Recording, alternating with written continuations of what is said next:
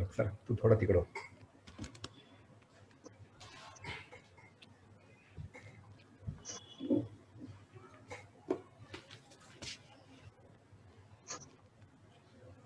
Mamma आहे. अरे मला ऐकू येत नाहीये.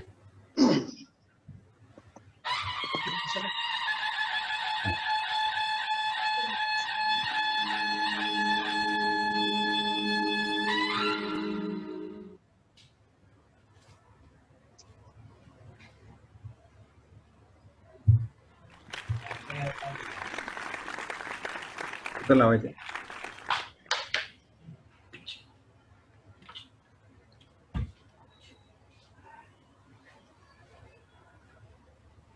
एकच पॉट आहे.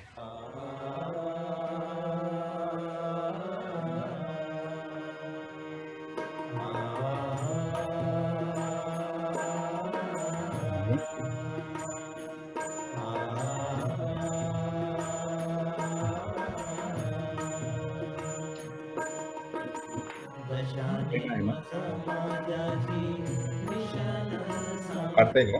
किती चार्ज आहे?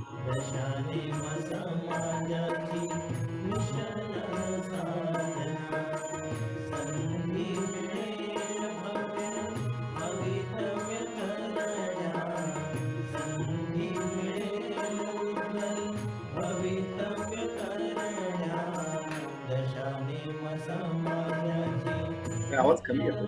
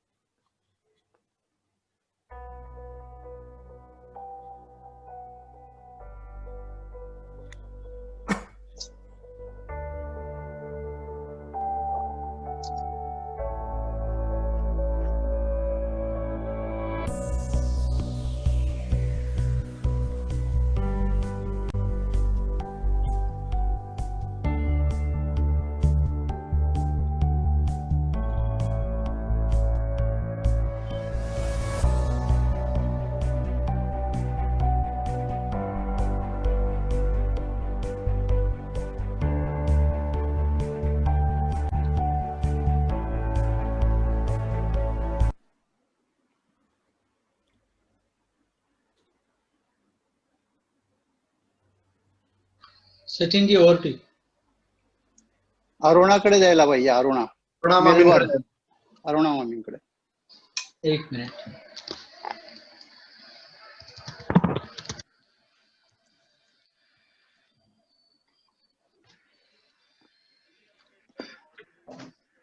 या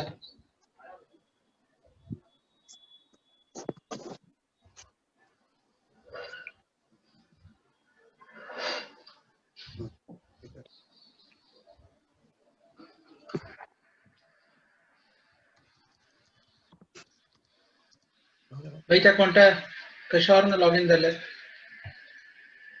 अरुणा मंगेश शेठ मेलबर्न मध्ये असतील त्या. नाही पण त्यांचं आयडी काय? मधुरा खरे या नावाने झालं. मधुरा खरे.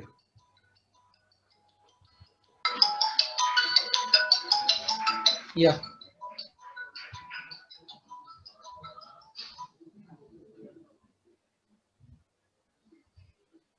तेच तुम्ही अनम्यूट करू शकता तुम्ही.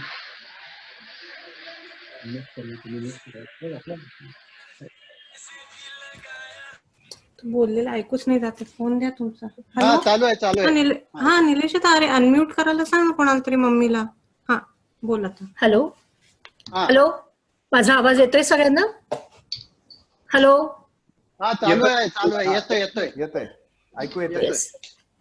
नमस्कार, जय श्रीकृष्ण.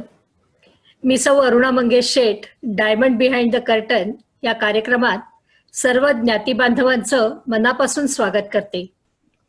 दिवसेंदिवस लोकप्रिय होत जाणाऱ्या या कार्यक्रमाबद्दल श्री मंगेश शेठ यांची एक छोटीशी कविता मला सादर करावीशी वाटते.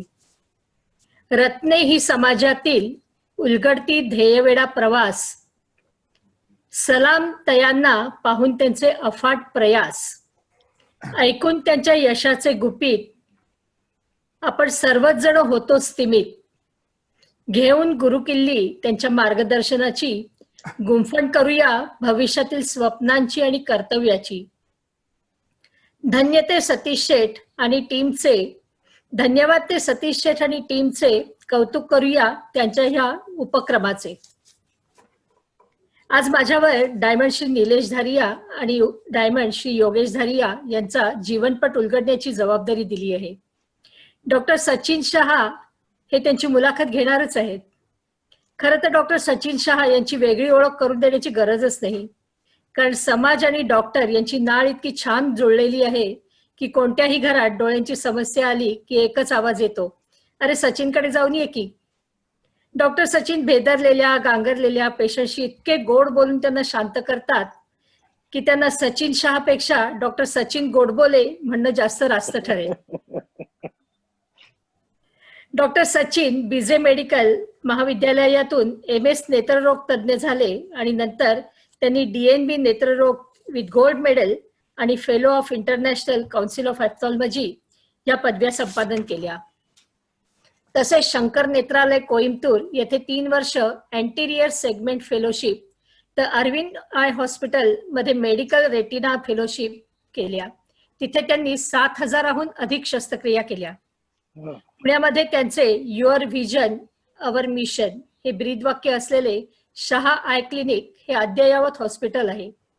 तिथे लेझर तंत्रज्ञानाद्वारे मोतीबिंदू, काचबिंदू, तिरळेपणा ह्या शस्त्रक्रिया तर होतातच, पण नेत्ररोपण, लेझर लॅसिक शस्त्रक्रिया, मधुमेहींसाठी लेझर उपचार असे सर्व प्रकारचे अद्ययावत उपचार केले जातात. या सर्वांबरोबरच देणं समाजाचं या जाणीवेतून डॉक्टर सचिन महिन्यातून एकदा मोफत नेत्र तपासणी शिबिर आयोजित करतात. नेत्रसेवा प्रतिष्ठान व जनसेवा फाउंडेशन या संस्थांमार्फत गरीब आणि गरजू रुग्णांसाठीही ते मोफत उपचार करतात. पुणे महाड परिसरात आतापर्यंत 17 शिबिरांचं आयोजन करून त्यांनी 300हून अधिक मोफत शस्त्रक्रिया केल्या आहेत. आता आपण वळूया आपल्या डायमंड्सकडे. आपले आजचे डायमंड श्री निलेश धारिया हे श्री नगीन धारिया महाड आणि कांचन धारिया पोलादपूर यांचे ज्येष्ठ सुपुत्र. पिंपरी चिंचवड येथील DY पाटील या अभियांत्रिकी महाविद्यालयातून BE मेकॅनिकलची पदवी प्राप्त केल्यावर त्यांनी वडील आणि काका यांनी सुरू केलेली घरचीच कंपनी जॉईन केली. पुढे ती यशस्वीरित्या नावारूपाला तर आणलीच, पण एका फॅक्टरीवरून 3 फॅक्टरींपर्यंत धंदा वाढवला. प्रथम उद्योगधंदा हा फक्त महाराष्ट्रापर्यंतच मर्यादित होता. तो निलेश यांनी त्याच्या कक्षा वाढवून तो भारतभर पसरवला आणि परदेशातही श्रीलंका, साऊथ आफ्रिका, तिथलेच नायजेरिया इथेही धारिया इंजिनियर्सचा झेंडा फडकवला आणि अनेकांना रोजगार प्राप्ती निर्माण करून दिली. आज ही कंपनी MSEB साठी तसेच रिलायन्स, GIE, सिमेन्स, क्रॉम्प्टन ग्रीव्ह सारख्या काही खाजगी कंपन्यांसाठी क्लॅम्प कनेक्टर्स आणि EHV लाईनचे स्ट्रिंगिंग हार्डवेअर्स बनवते. सर्व wind parks, metro, solar park यासाठी ते काही खास पार्ट बनवतात आणि ते एक्सपोर्टही करतात. या सर्व पार्ट्सचे टेस्टिंग फक्त भारतामध्ये 3 ठिकाणीच होते. Dharia engineers and founders is equal to quality हे ब्रीद वाक्य मनात धरून ते त्यांनी साध्यही करून दाखवलेलं आहे आणि त्यासाठी त्यांनी स्वतःची अद्ययावत टेस्टिंग लॅबही उभारली आहे. व्यवसाय वाढीची दूरदृष्टी असलेल्या श्री निलेश धारिया यांनी त्यांचे मेहुणे श्री विनय मेहता आणि आपल्याच बरोबर असलेले त्यांचे बंधू श्री योगेश धारिया यांच्याबरोबर 2012 मध्ये दापोली लाटघर येथे भागीदारीमध्ये ब्लू ब्रीज रिसॉर्ट हे सुंदर बीच रिसॉर्ट सुरू केलेलं आहे आणि या रिसॉर्टला समाजातील आणि समाजेतर पर्यटकांनी मनापासून पसंती दिलेली आहे. निलेश, तुला खूप लहानपणापासून मामी म्हणून खूप जवळून बघत असल्यामुळे मला तुझ्याबद्दल 2 शब्द सांगण्याचं मोह आवरत नाहीये. तू खूप यशस्वी होऊन सुद्धा खूप डाऊन टू अर्थ आहेस. तू कायमच स्वतःपेक्षा नात्याला आणि माणुसकीला जास्त महत्व देतोस. नेहमी सर्वांचा विचार करून, सर्वांना विश्वासात घेऊन, सर्वांना विश्वास देऊन, ऍज अ फॅमिली म्हणून सर्वांना आपल्याबरोबर उन्नतीकडे घेऊन जाणारा तू एक अजात शत्रू आहेस. Really proud to see you grow as a amazing human being. रोजगार निर्मिती हेच ध्येय असलेले आणि सामाजिक सेवेच्या ओढीबरोबरच आपल्या सहवासातील माणसांबद्दल कनवाळू असलेले श्री योगेश वसंत धारिया हे आपले दुसरे डायमंड आहेत. कैलासवासी वसंत गोकुळ धारिया महाड आणि श्रीमती स्मिता वसंत धारिया खेड यांचे हे सुपुत्र. योगेश धारिया यांनी भारतीय विद्यापीठातून सिव्हिल इंजिनिअरिंगची पदवी प्राप्त केल्यावर वडिलांबरोबरच घरच्या धंद्यामध्ये काम करायला सुरुवात केली. पुढे 2 वर्षांनंतर वडिलांच्या कामाबरोबरच स्वतःच्या हिमतीवर वेगवेगळ्या ठिकाणी कंत्राट घेणं त्यांनी सुरू केलं. सुरुवातीला छोटी कामं करत करत नंतर कामाचं स्वरूप बदलत गेलं आणि त्याची प्रगतीचा आलेखही वाढत गेला.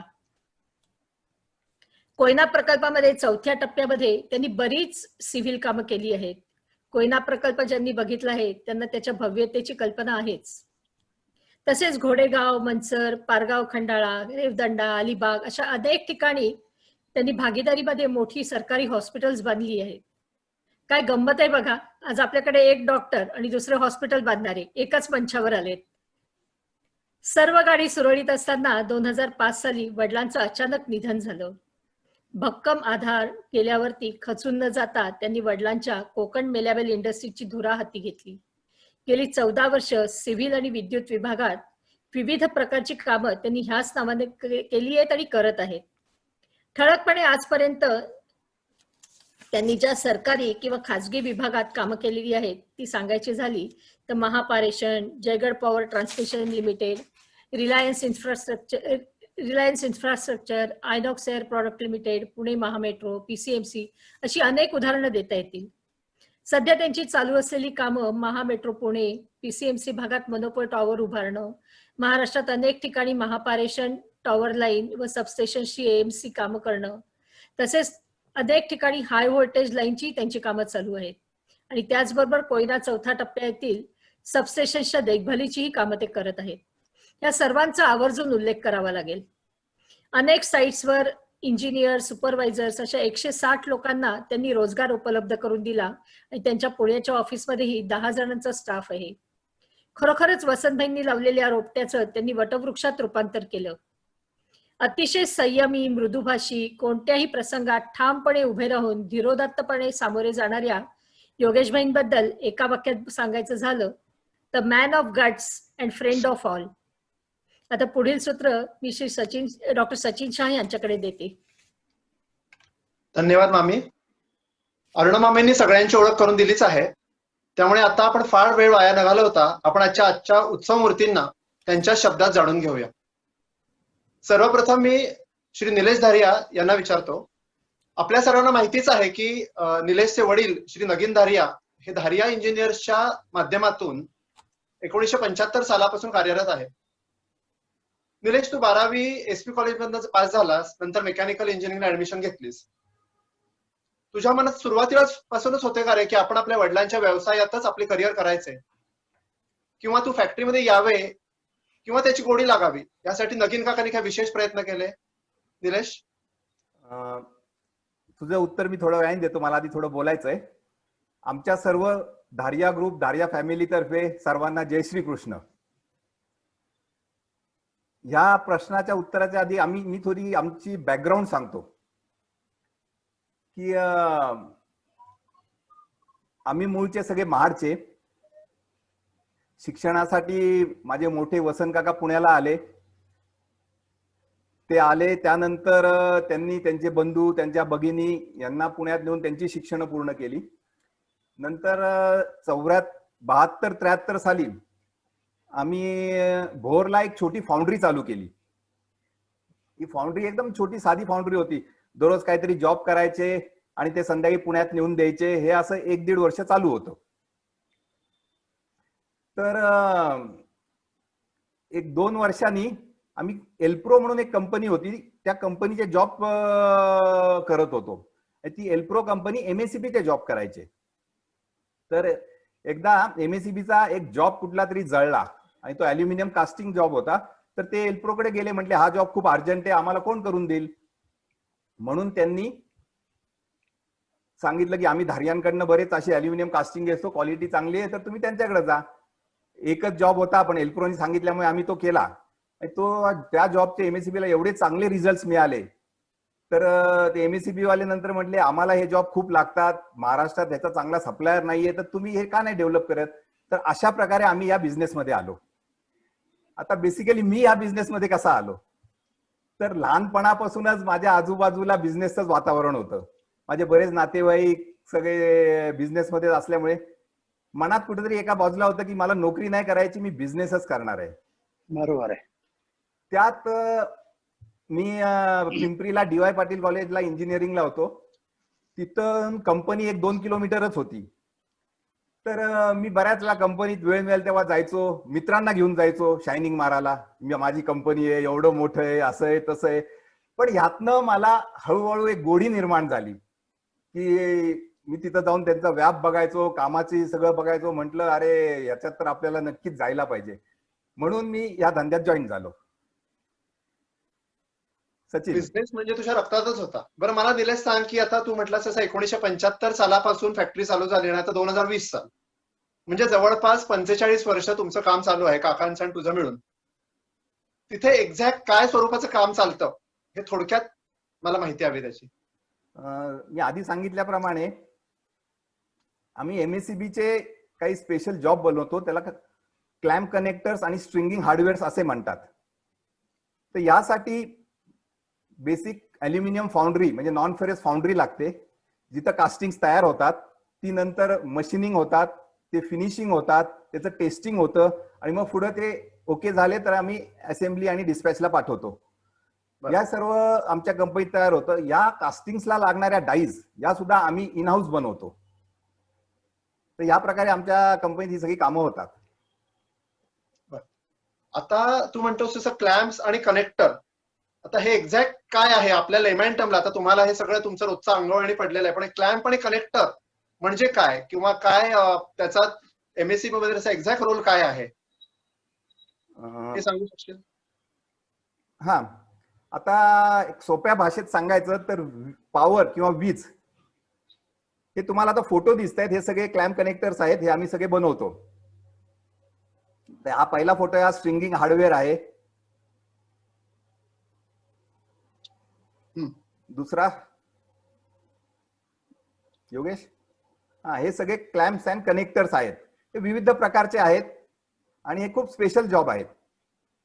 तर आता हे वीज ही 3 विभागात आपण डिवाइड करू. जसं पहिलं जनरेशन, की जिथं ती तयार होते, जनरेट होते. दुसरी पारेषण, की जिथं जनरेट होते तिथनं वाहून ती ट्रान्समिशनच्या सबस्टेशनला आणतात आणि पुढे ती डिस्ट्रीब्यूट होते, की ज्याला आपण वितरण म्हणतो. तर असे 3 प्रकार आहेत. तर ही जिथं जनरेट होते तिथून पुढे ती ट्रान्समिट होते. आपण मोठमोठ्या टॉवर्सला वायर्स बघतो, की त्यातनं आम्ही त्याला कंडक्टर म्हणतो. तर त्यातनं ही वीज वाहून नेतात. ही वीज ज्या मोठमोठ्या टॉवरला जिथं कनेक्ट होते त्याला आम्ही स्ट्रिंगिंग हार्डवेअर म्हणतो, की हे आम्ही बनवतो. नंतर ते एका सबस्टेशनला जाते ही वीज, की जिथं वेगवेगळे ट्रान्सफॉर्मर्स असतात, आयसोलेटर्स असतात, ब्रेकर्स असतात. तिथं ती वायर कनेक्ट होते या इक्विपमेंट्सला. याला आम्ही क्लॅम्प्स अँड कनेक्टर्स म्हणतो. तर हे सगळं आम्ही बनवतो. हा दिसायला खूप छोटे जॉब आहेत, तर हे खूप क्रिटिकल जॉब आहेत. एखादा जॉब जरी चुकून फेल गेला किंवा काय प्रॉब्लेम आला तर ती एरिया सगळी अंधारमय होते आणि मग योगेश सारख्या कॉन्ट्रॅक्टरची धावपळ चालू होते, कारण मी जे बनवतो ते योगेश साईटवर बसवतो. Correct correct correct. निलेश, मला एक सांग, 1975 साली धारिया इंजिनियर सुरू झालं, तू 1995 साली जॉईन झालास. येस. आता इंजिनिअरिंग झाल्यानंतर त्याच्यात मिळालेले पुस्तकी ज्ञान आणि डायरेक्ट फॅक्टरीमध्ये आलेले व्यवहार ज्ञान यात बराच फरक असतो. तू आधी आपल्या चर्चेत बोलल्याप्रमाणे तुला कुठेही बाहेर ट्रेनिंगला जायला लागलं नाही. फॅक्टरी हे तुझं विद्यापीठ होतं. तर हे सुरुवातीचे ट्रेनिंगचे पिरियड कसे होते तुझे? जेव्हा मी वडिलांना सांगितलं की मला या तुमच्या बिझनेसमध्ये जॉईन व्हायचंय, त्यांनी मला पहिल्यांदा सांगितलं की तू 6 महिने शॉप फ्लोअरला काम कर, मग आपण बोलू. मग मी शॉप फ्लोअरला मी फाउंड्रीत काम केलंय, मी मशीनवर काम केलंय, मी ड्रिलिंग, मी सँडर, जॉब टेस्टिंग केलेत मी बरेच. नंतर रॉ मटेरियल कसं चेक करायचं ह्याचं मी ट्रेनिंग घेतलं. आणि ह्या सगळ्यात मी स्वतः मेकॅनिकल इंजिनियर असल्यामुळे मला ह्याची आपोआप गोडी निर्माण झाली. यातले इन अँड आउट मला माहिती झाले. स्वतः शॉप फ्लोअरवर काम केल्यामुळे माझा कॉन्फिडन्स एवढा वाढला की मी पुढे कुठलाही नवीन जॉब डेव्हलप करताना मला कधी घाबरलो नाही, की मला कधी अडचणी आल्या नाहीत. हे झालं माझं टेक्निकल ट्रेनिंग. नंतर मी जेव्हा वडिलांना सांगितलं की नाही मला तुमच्याबरोबर कंटिन्यू करायचंय, मग त्यांनी मला हळूहळू कमर्शियल ट्रेनिंग द्यायला चालू केलं. जसं की त्यावेळी आम्ही अख्ख्या महाराष्ट्रात सप्लाय करायचो. मग मला ते एकटेच टेंडर भरायला जा, एकटेच पाठवायचे.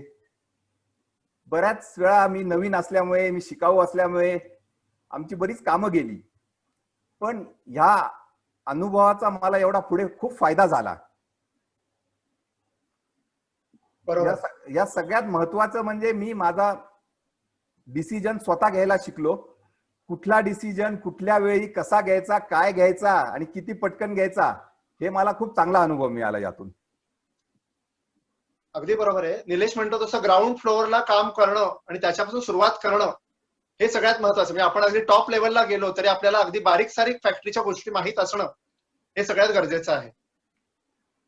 मला पुढे जाताना विचारायचंय की फॅक्टरीची पहिली 25 वर्ष काकांनी बघितली, नंतर 25 वर्ष तुझ्याकडे आली. हा बराच मोठा कालावधी झाला, जवळपास 45-50 वर्षाचा कालावधी झाला.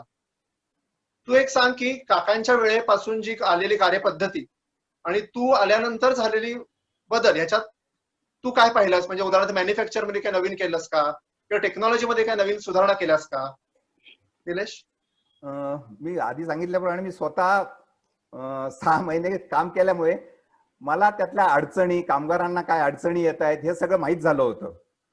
पूर्वी आमची कोळशावर फाउंड्री होती, म्हणजे म्हणजे फ्युएल म्हणू आपण त्याला, आम्ही कोळसा वापरायचो. तर कोळशावर खूप उशिरा फाउंड्री म्हणजे माल तयार व्हायचा, म्हणून आम्ही मग ऑइल वापरायला चालू केलं. पण ऑइलचं पॉल्युशनचा खूप त्रास व्हायला लागला. कंपनीत वर्कर लोकांचे म्हणजे ह्याचे पॉल्युशनचे प्रॉब्लेम्स यायला लागले. म्हणून मग शेवटी आम्ही इलेक्ट्रिक फर्नेसवर शिफ्ट झालो. तर ऑर्डर्स वाढत होत्या, प्रोडक्शन पण त्या हिशोबाने वाढवायला पाहिजे होतं. म्हणून ज्या काय नवीन मशिनरी लागत होत्या, जे काय नवीन सिस्टीम लागत होत्या, याचा मी खूप अभ्यास केला. यांच्या एक्सपर्ट्सशी मी खूप वेळा चर्चा केली आणि नंतर मी ते हळूहळू इम्प्लिमेंट केलं. आम्ही स्वतःची काही रॉ मटेरियल आम्हाला टेस्ट करावं लागतं, की जे दरवेळी आम्ही बाहेर द्यायचो त्याला खूप पैसे खर्च व्हायचे, वेळ जायचा. ते सगळं बघून मी स्वतः इंटरेस्ट घेऊन नवीन टेस्टिंग लॅब आम्ही चालू केली, की ज्यात आता सगळ्या आम्हाला ज्या लागतात त्या टेस्ट आम्ही सगळ्या इन हाऊस करतो. Very good. मंडळी बघा, घरचं पाठबळ, माणसाची उपजत बुद्धिमत्ता आणि टेक्नॉलॉजी असं सगळं एकत्र आलं की माणूस कुठल्या कुठे जाऊन पोहोचतो. निलेश, मगाशी मामीने म्हटल्याप्रमाणे तुम्ही सुरुवातीला एमएससीबी साठी काम करायचं, नंतर तुम्ही महाराष्ट्र सोडून देशामध्येच बाहेर किंवा देशाच्या बाहेर सुद्धा काम करायला सुरुवात केली. ही कामं तुला कशी मिळत गेली? बेसिकली मी जेव्हा जॉईन झालो तेव्हा आम्ही फक्त महाराष्ट्र म्हणजे एमएससीबी साठीच काम करायचो. पण नंतर विचार आला, अरे हे जॉब महाराष्ट्राला लागतात ते बाकीच्या स्टेटला पण लागतील, म्हणून मी बाहेर गुजरात, गोवा, कर्नाटका इथे पण अप्रुव्हल चालू केलं आणि याचं अप्रुव्हल मिळालं. पण गव्हर्नमेंटशी डिलिंग करताना बऱ्याच वेळा प्रॉब्लेम येत होते म्हणून, आणि तो काळ असा होता की प्रायव्हेट प्लेयर्स पण या पॉवर सेक्टर मध्ये यायला लागले. जसे आपण म्हणू टाटा, रिलायन्स, एबीबी, अडानी. तर आता यांचा कॉन्टॅक्ट कसा मिळवायचा, यांचे कॉन्ट्रॅक्ट कसे मिळवायचे हा मोठा प्रश्न होता. पण ह्याला पण आम्हाला आमची क्वालिटी आणि एमएससीबी हे परत मदतीला आले. बऱ्याच वेळा एमएससीबीनी आमचा या लोकांना रेफरन्स दिला. नंतर एमएससीबीचे काही ऑफिसर जे रिटायर झाले ते या प्रायव्हेट कंपन्यांमध्ये जॉईन झाले. त्यांनी आम्हाला त्यांच्या परचेस डिपार्टमेंटमध्ये इंट्रोड्यूस केलं आणि हे असं एक एक वाढत गेलं. एक इमा म्हणून संस्था आहे, Indian electrical equipment manufacturing association. यात जे इलेक्ट्रिकल इक्विपमेंट बनवतात यांची ती असोसिएशन आहे. तर ह्यांचे आम्ही मेंबर आहोत. तर ही संस्था दर 2 वर्षांनी भारतात कुठेतरी मोठ्या शहरात त्यांचं प्रदर्शन असतं. या प्रदर्शनात भारतातले तसेच विदेशातले बाहेरचे बरेच कस्टमर्स येतात, त्यांचे परचेस डिपार्टमेंटचे माणसं व्हिजिट करतात. तर पूर्वी हा थोडा खर्चिक आणि मनुष्यबळ नसल्यामुळे आम्ही भाग घेत नव्हतो. पण मी आल्यावर नंतर आम्ही ह्याच्यात भाग घ्यायला चालू केलं आणि ह्याच्यातनं पण आमचा क्लायंट बेस खूप वाढत गेला. तर ह्याची आम्हाला खूप मदत झाली. करेक्ट. हे बघ निलेश, बाबांनी लावलेल्या रोपट्याचं तुझ्या देखरेखीखाली मोठं साम्राज्य झालं आहे.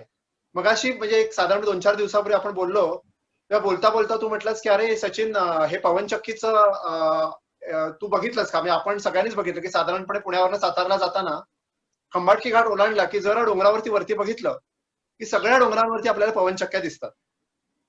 आता आपल्यापैकी 99% लोकांना माहित नाही की या पवनचक्क्यांमध्ये धारिया इंजिनियरचा मोठा हात सहभाग आहे.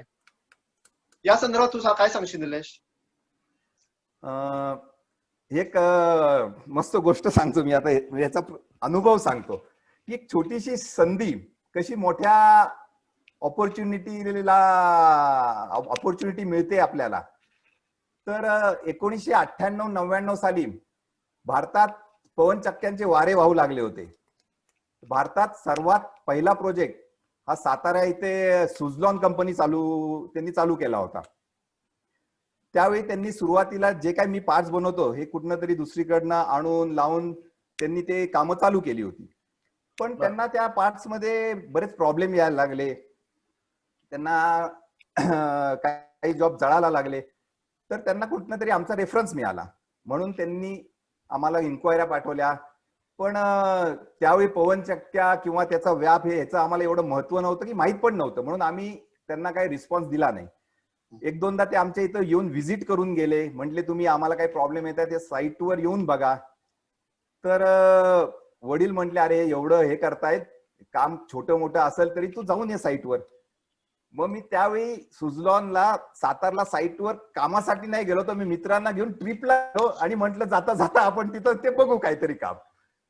नंतर मी तिथं ठोसेघरच्या जवळ येते, तिथं गेल्यावर मी त्या पवनचक्क्यांचा व्याप त्याचा सगळा पसारा बघितल्यावर माझ्या डोक्यात लगेच क्लिक झालं की याला खूप मोठं फ्युचर आहे. म्हणून मी लगेच दुसऱ्या दिवशी आलो, लगेच त्यांना कोटेशन दिलं, सगळं फायनल झालं, रेट बीट फायनल झाले आणि that was the time Dharia created a history. त्याच्यानंतर सुझलॉन बरोबर आमचा जेवी झाला आणि भारतात विदेशात कुठेही त्यांना जे काही आमचे पार्ट्स लागायचे ते आमच्याकडनंच घेत होते. पुढं सुझलॉन सारखे बरेच प्लेयर्स विंडमिल मध्ये आले, त्यांना सुद्धा आम्ही बरंच सप्लाय करतो. हळूहळू आता विंडमिल मागे पडत गेलं, सोलार प्रोजेक्ट्स आलेत. आम्ही हेच जॉब सोलारला पण लागतात आमचे. तर अडानी हा मोठा आमचा आता क्लायंट आहे आणि त्यांचे आम्ही खूप चांगले काम करतोय. बरोबर आहे. म्हणजे छोटीशी संधी कशी मोठ्या ऑपॉर्च्युनिटी मध्ये मला रूपांतर करता आली हे चांगलं उदाहरण आहे. बरोबर बरोबर बरोबर. निलेश आहे. निलेश नगीन मामाचा मस्त बोल.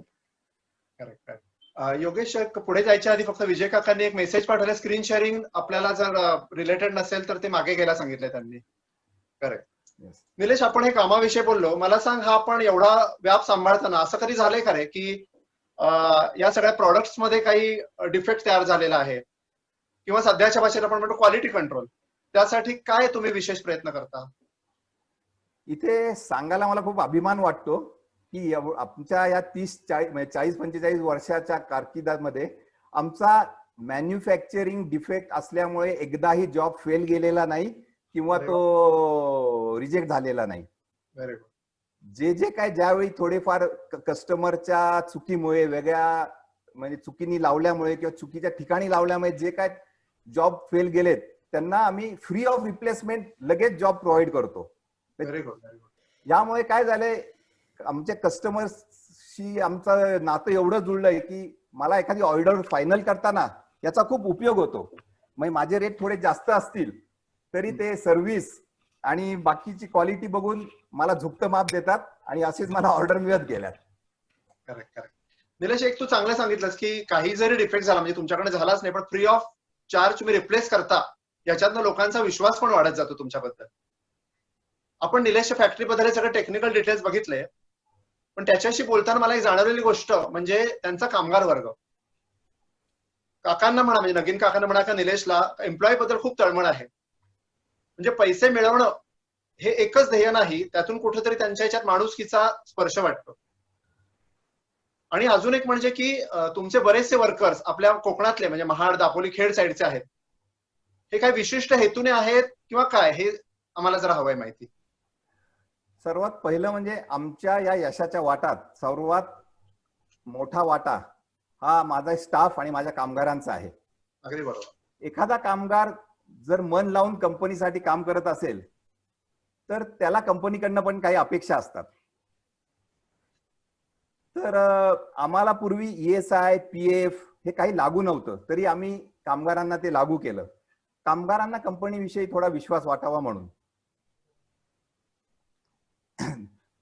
बऱ्याच वेळा कामगारांना घर बांधायला, नवीन घर घ्यायला, त्यांच्या बेसिक ज्या गरजा आहेत, गॅस, फ्रीज, टीव्ही किंवा मोटरसायकल, यांना हे घेताना आम्ही त्यांना खूप मदत करतो. तसंच त्यांच्या सर्व मुलांच्या शिक्षणाची पण आम्ही बऱ्याचपैकी जबाबदारी घेतो. तर यात मला एक सांगायला खूप आनंद वाटेल की माझ्याकडे एक दोन आपल्या कोकणातलेच दोन कामगार होते, आहेत म्हणजे अजून.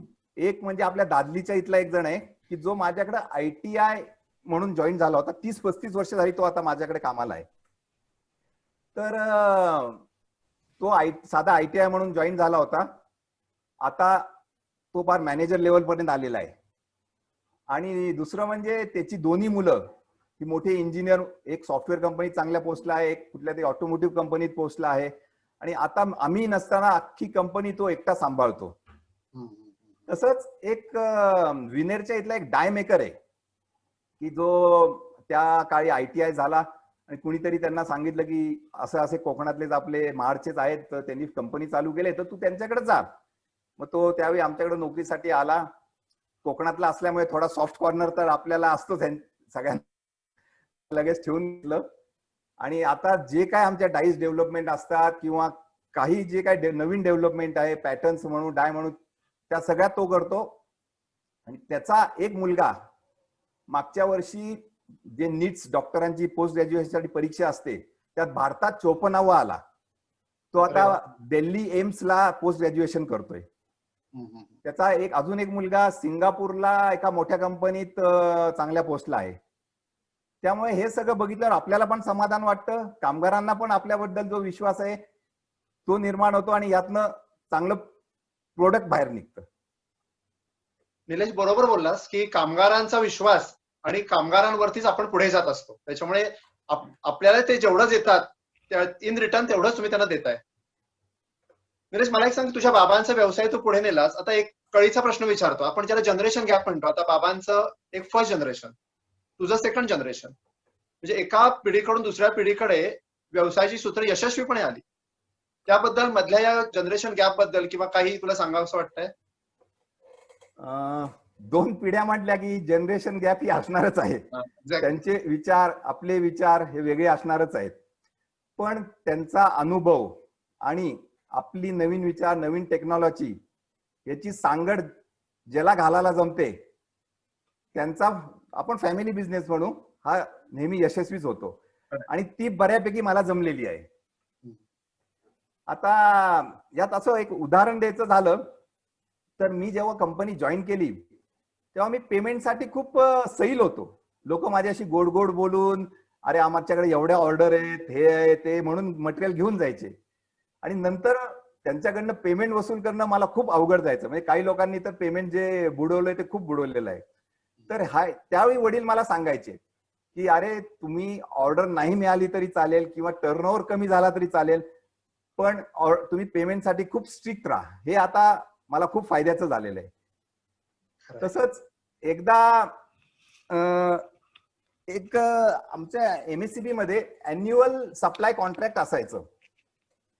तर वर्षाचं कॉन्ट्रॅक्ट असायचं. वर्षभर एमएससीबी ला जिथं जिथं माल लागेल तिथं आम्हाला द्यायचा असायचं तो. तर त्यावेळी आम्ही 2च पार्ट्या या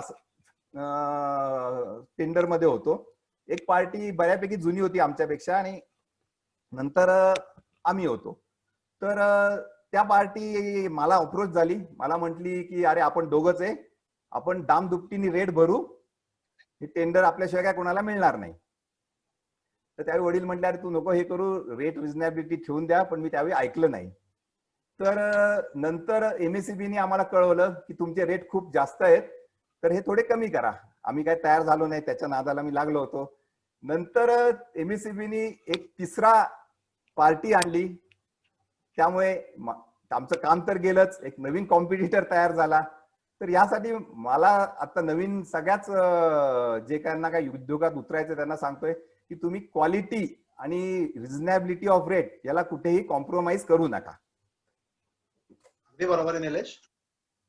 मला फक्त एक जाता जाता विचारावं असं वाटतंय, म्हणजे योगेशकडे मी वळणारच आहे, पण त्याच्या आधी 1-2 प्रश्न तुझ्याकडे की तुमच्या या सगळ्या उद्योगांबरोबर तुझ्याकडे म्हणा किंवा बाबांकडे किंवा काकांकडे, वसंत काकांकडे एक सामाजिक बांधिलकी दिसते. त्या संदर्भात काही बोलतोस? आपण ज्या समाजात राहतो, वावरतो, त्याला आपलं काहीतरी देणं लागतं. अशा विचारांच्या वातावरणातच आम्ही पहिल्यापासून लहानाचे मोठे झालो. त्यामुळे कुठे कधी समाजसेवा करताना किंवा काही मदत कुणाला करताना आम्ही कधी मागे पुढे विचार करत नाही, जे जमेल ते करतो. बऱ्याच वेळा आम्ही बघितलं की आपले नातेवाईक जे तरुण आहेत किंवा जे काही मित्र परिवार आहेत यांना उद्योग चालू करताना भांडवलीचा खूप प्रॉब्लेम येतो. बँक नवीन असल्यामुळे बँका त्यांना लगेच भांडवल देत नाहीत. मार्केटमधनं पण त्यांना भांडवल करणं खूप अवघड जातं. तर अशा वेळी आम्ही बऱ्याच होतकरू लोकांना मदत केलेली आहे आणि त्यांचे 90% लोकांचे बिझनेस आता खूप चांगले झालेले आहेत. तसंच शिक्षण हे म्हणजे आम्हाला पहिल्यापासून शिक्षणाचं महत्व सांगितल्यामुळे आम्हाला शिक्षण हे किती महत्वाचं आहे हे पहिल्यापासूनच माहित होतं. त्यामुळे शिक्षणासाठी आम्ही कोणी मागं पडू नये यासाठी नेहमी प्रयत्न करत असतो. इंडिव्हिज्युअल लेवलला बऱ्याच ठिकाणी आम्ही बऱ्याच संस्थांशी निगडीत आहोत, जसं की स्नेहालय म्हणू आपण, साने गुरुजी ट्रस्ट म्हणू, यांच्या मार्फत आम्ही बरीच समाजसेवा करत आहे. बरोबर. निलेश, हे सगळं आता आपण प्रेझेंट मधलं बघितलं. मी असं ऐकलंय की तू तुझ्या फॅक्टरीच्या कामासाठी पूर्णपणे वाहून घेतलंयस, म्हणजे सकाळी 8 पासून रात्री 8 पर्यंत. तुझं आता नेक्स्ट भविष्यातलं प्लॅनिंग काय बाबा? हे असंच आपल्याला कॅरी ऑन करायचं आहे की आता जवळपास 25 वर्ष तुझी स्वतःची फॅक्टरीमध्ये गेली, तुझी फॅक्टरीची दिशा आणि त्याच्यामुळे बदलली तुझी जीवनाची दिशा, यात काही तू बदल आणू इच्छितोस? एक म्हणजे मी सांगतो की मी पहिल्यांदा फॅक्टरीसाठी खूप वेळ दिला. म्हणजे सकाळी 8 वाजल्यापासून संध्याकाळी 8 वाजेपर्यंत मी कंपनीत जायचो, काम करायचो. पण हे सगळं करताना मी माझ्यासाठी वेळ दिला नाही, माझ्या फॅमिलीसाठी कमी वेळ दिला. तर मला हे सगळं भरून काढायचं आहे. आता माझी पुढची पिढी या बिझनेसमध्ये येईल की नाही मला माहित नाही. आले तर खूपच चांगलं आहे, पण नाही आले तर मला काही दुःख वाटणार नाहीये. तर जेव्हा ही कंपनी मी कुणाला हँड ओव्हर करीन किंवा कुणाला देईन, तर मी ती कंपनी म्हणून देणार नाही, तर माझं गुडविल, माझं नाव मी त्याला देणार आहे आणि त्याची किंमत मी घेणार आहे. तर मला ह्या लेवलला ही कंपनी नेऊन ठेवायचे. तुला एक शेवटचा प्रश्न विचारतो की आता जे नवीन लोक आपल्याकडे येत आहेत उद्योजक म्हणून, त्यांना तू कॅरी होम मेसेज काय देशील? एक थोडक्यात सांगायचं झालं तर successful entrepreneurs don't enter the market that already exist, they create new ones. Future focus strategies always win out over present focus strategies. तुम्ही कुठलाही जॉब सिलेक्ट कराल, प्रोडक्ट सिलेक्ट कराल, तर त्याची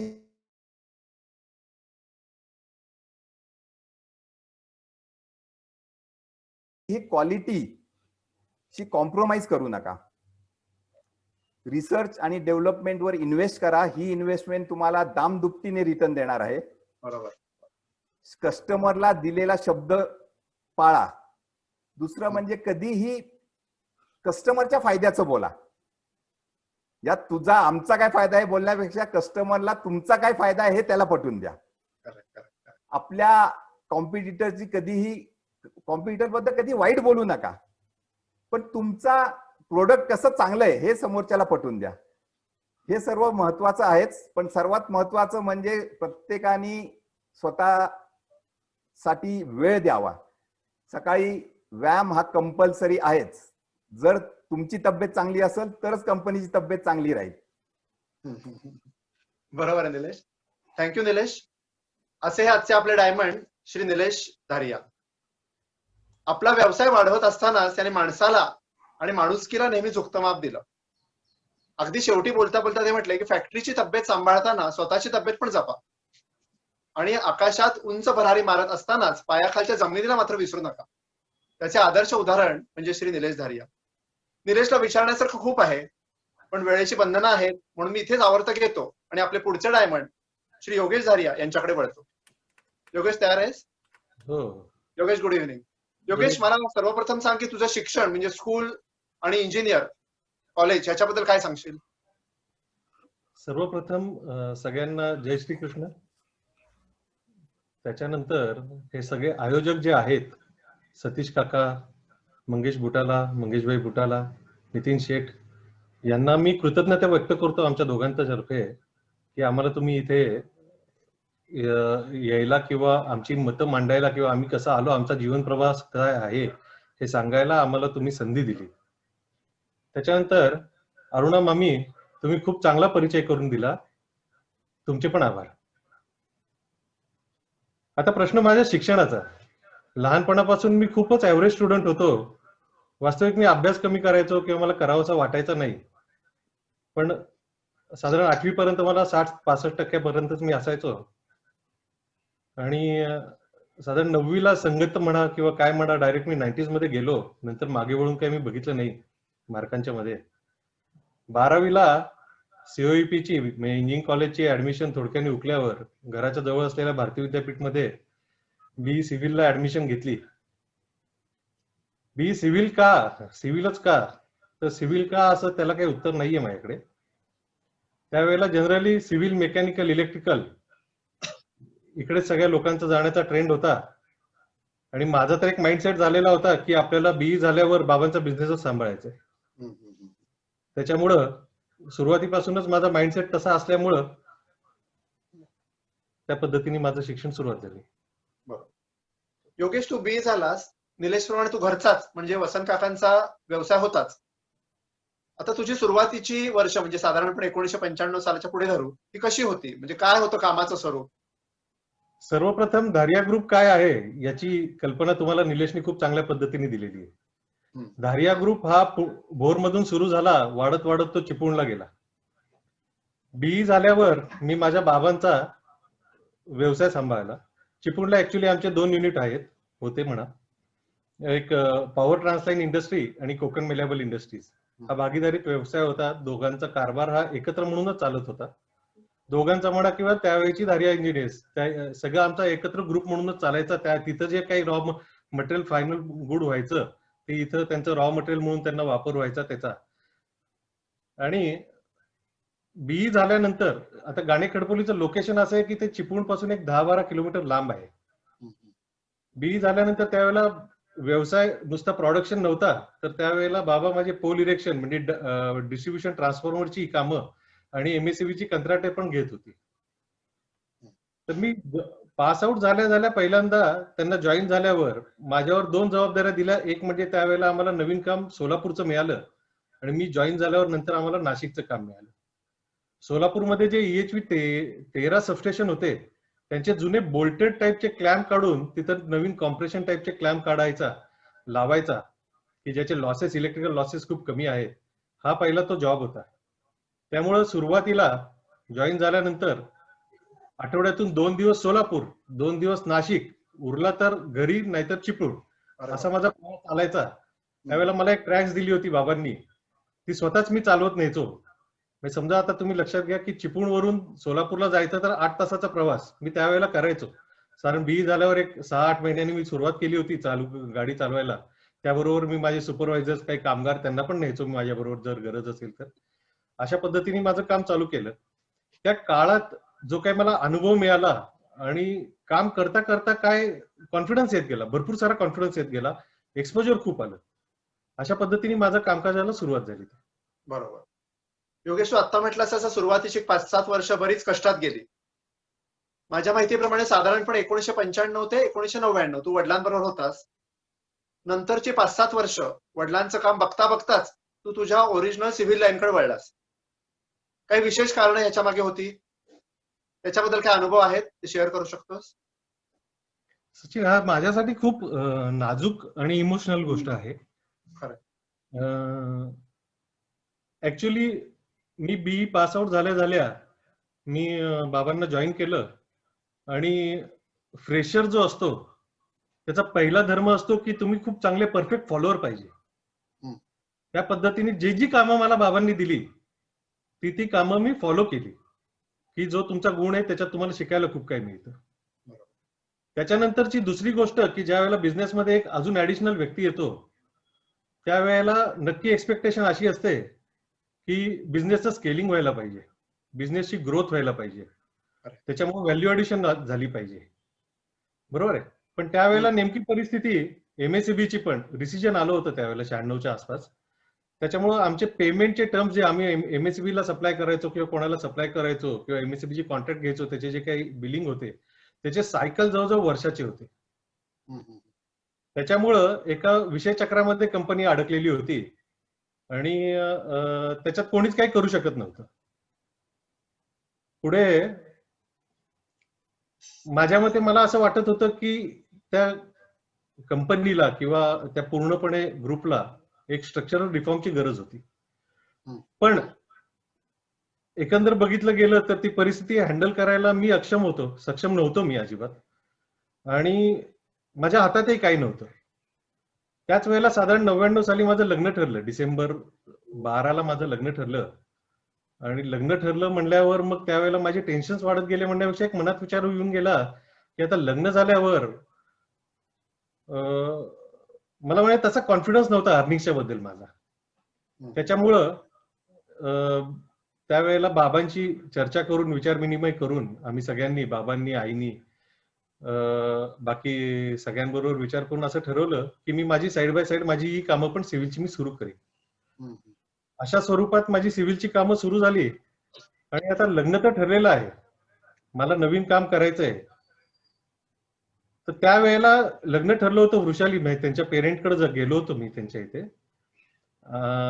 आम्ही एक मीटिंग घेतली आणि मी त्यांना स्पष्टपणे सांगितलं की मला जर माझ्याशीच जर लग्न करायचं असेल तर मी अजून 1 वर्ष करू शकत नाही, कारण मला अजून तो कॉन्फिडन्स आलेला नाहीये की मी माझ्या फॅमिलीला आणि सगळ्यांना पोचू शकीन, आत्ताचं करंट आहे तो गो करू शकीन. बरोबर.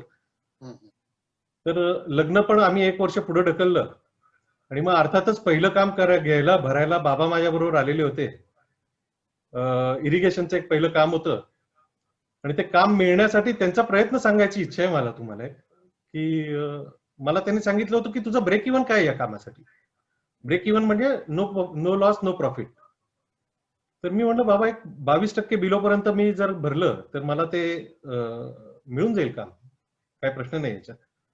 तर बाबा म्हटले हे 5 लाखाचं काम होतं, हे 25,000 रुपये ठेव योगेश, 27% बिलो भर तू, तुझी सुरुवात होऊन जाऊ देत. अशा रीतीने मी ते टेंडर 27% बिलो भरले होतं. सेकंड लॉस तुम्हाला सांगावं असं वाटतं मला की 24.5% बिलो होतं त्याला. मला काम हे फक्त त्या बाबांच्या प्रयत्नांनी मिळालं असं म्हणू आपण. बरं, हे काम करताना मला लॉस नाही झाला, अगदी स्पष्टपणे सांगतो. अशा रीतीने माझी सिव्हिलच्या कामांना तिथून सुरुवात झाली आणि सिव्हिलची कामं करता करता जी बाबा मला सांगतील जबाबदारी ती पण मी करत होतो. मी काय त्याच्यातून पूर्ण 100% बाहेर गेलेलो नव्हतो, अगदी शेवटपर्यंत गेलेलो नव्हतो. आता सिव्हिलची कामं करताना सुरुवातीला भाग भांडवल हा एक विषय येतो. नव्याने सुरू केलं होतं, पैसे तर काय नव्हते, एक डिपॉझिट होतं आईचं, एक भगिनी निवेदिता बँकेत मला त्याचं सीसी करून दिलं तिने, ते मॉर्गेज करून. आणि वेळोवेळी जसे पैसे लागतील तसे माझे खेडचे मामा आहेत 3-4, माझ्या बहिणीचे मिस्टर आहेत, बहिणी आहेत, त्यांनी मला वेळोवेळी लागले तसे पैसे दिले त्यांनी मला आणि ते वेळेत मी त्यांना परत केले आहे. अशा रीतीने माझा सिव्हिलचा प्रवास सुरू झाला. सुरुवातीला छोटी कामं, नंतर कोयनेची 4थ्या टप्प्यातली कामं, साखव बांधण्याची कामं, 2-3 हॉस्पिटल बांधले आम्ही पार्टनरशिपमध्ये. अशा पद्धतीने मी कामं केली. पुढे एमएससीबीचा पण मला कामं खूप मिळायला लागली, कारण एमएससीबी ते माझे कॉन्ट्रॅक्ट होतेच, झालेलेच होते. तर एमएससीबीचा पण खूप चांगला कॉन्ट्रॅक्टर म्हणून माझं नावरूप आलेलं होतं. पुण्यात कामं करायचो मी, रत्नागिरीत करायचो त्यावेळेला कामं, महाडमध्ये पण काही एमएससीबीची कामं केली मी. तर अशा रीतीने माझा तो प्रवास सुरू झालेला होता आणि मला सिव्हिलमध्ये गेलो होतो आणि स्टॅबिलिटी आली होती थोडीशी त्यावेळेला. योगेश, हे सगळं सिव्हिल लाईन बद्दल तू वाटतं. त्याबरोबर भाग भांडवल देताना माझं लग्न झालं 2000 साली. वृषाली सर्व्हिस करत होती. माझ्या वाढदिवसाच्या दिवशीचा एक पायंडा ठरलेला होता तिचा, पहिले 2-4 वर्षाचा. वर्षभराचा पगार ती माझ्या हातात द्यायची. अरे वा, तेही मला खूप कामाला आलं ते. योगेश, हे खरंच क्रेडिटेबल आहे की वहिनींनी सगळा वर्षभराचा पगार तुझ्या ताब्यात दिला जेव्हा आवश्यकता होती तेव्हा. आता ती जी गोष्ट आहे ती खरंच क्रेडिटेबल आहे. योगेश, हे सगळं सिव्हिल लाईन बद्दल बोललो आपण.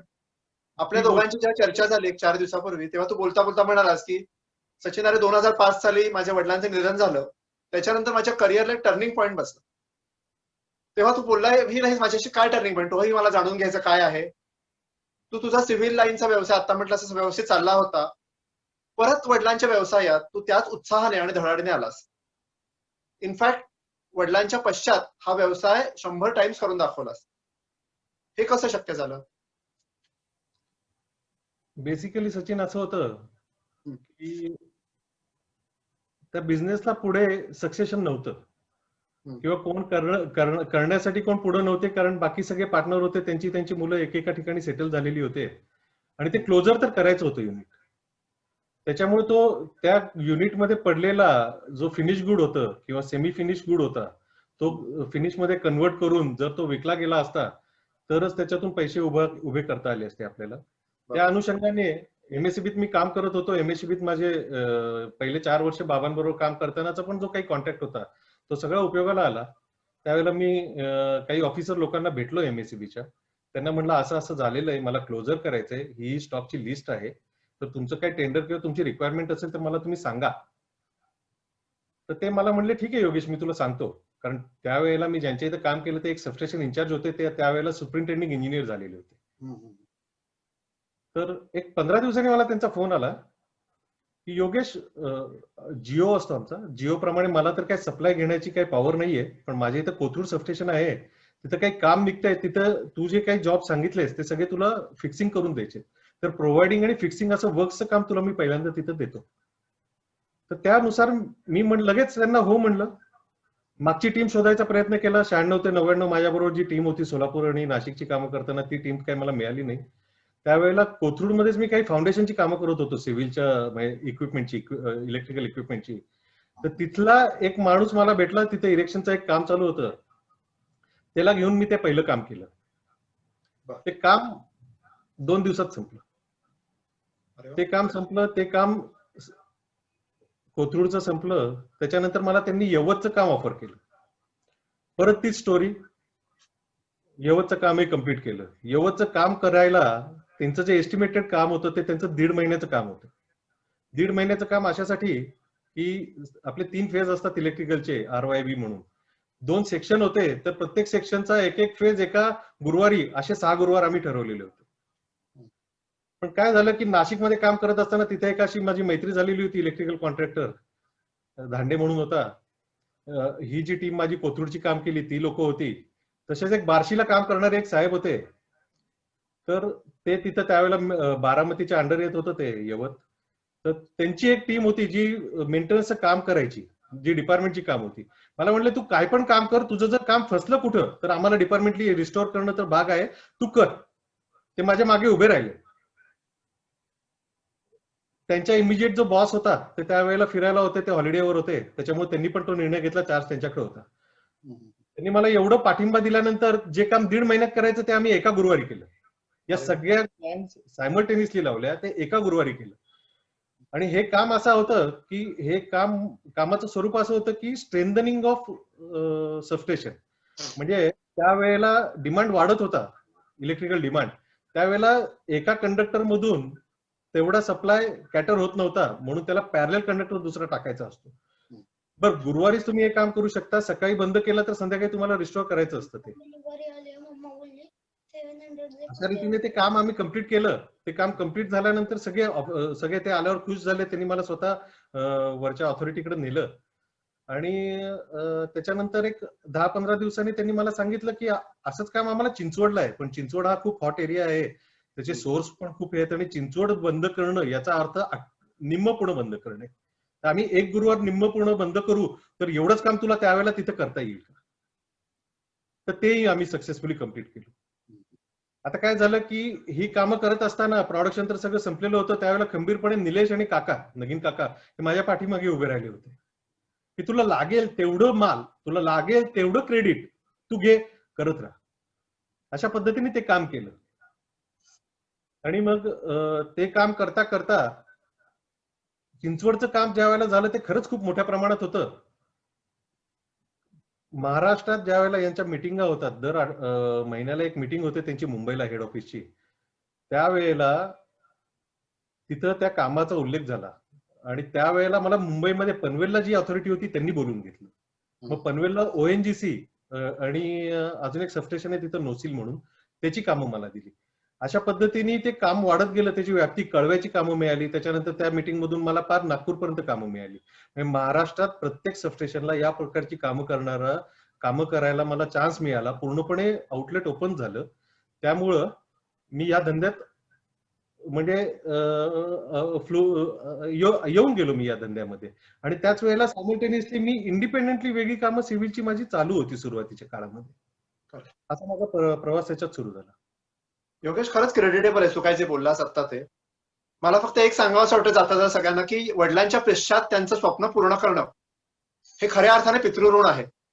ते तू खऱ्या अर्थाने चुकतं केलंस. आज वसंत काका जर हयात असते तर अभिमानाने खरंच त्यांचं मन भरून गेलं असतं. असो, आपण मुद्द्याकडे येऊया. योगेश, तू सगळं सांगितलं थोडक्यात, पण हे तुझ्या कामाचं एक्झॅक्ट स्वरूप काय, म्हणजे सिव्हिल आणि इलेक्ट्रिकल ही दोन्ही फील्ड्स एक हाती तू व्यवस्थित सांभाळतोस, याची एक झलक बघायला मिळेल आम्हाला? एक मिनिट. आपण जी कामं करतोय किंवा जी कामं आपली चालू आहेत, तर त्याचे काही फोटोज किंवा हे आहे ते मी तुम्हाला शेअर करतो.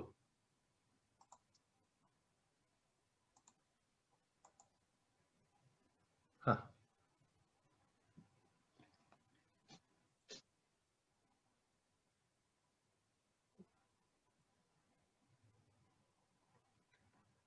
एक मिनिट. हा, काहीतरी गडबड झाली.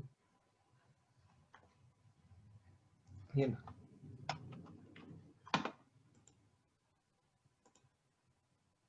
एक मिनिट. हा, इथे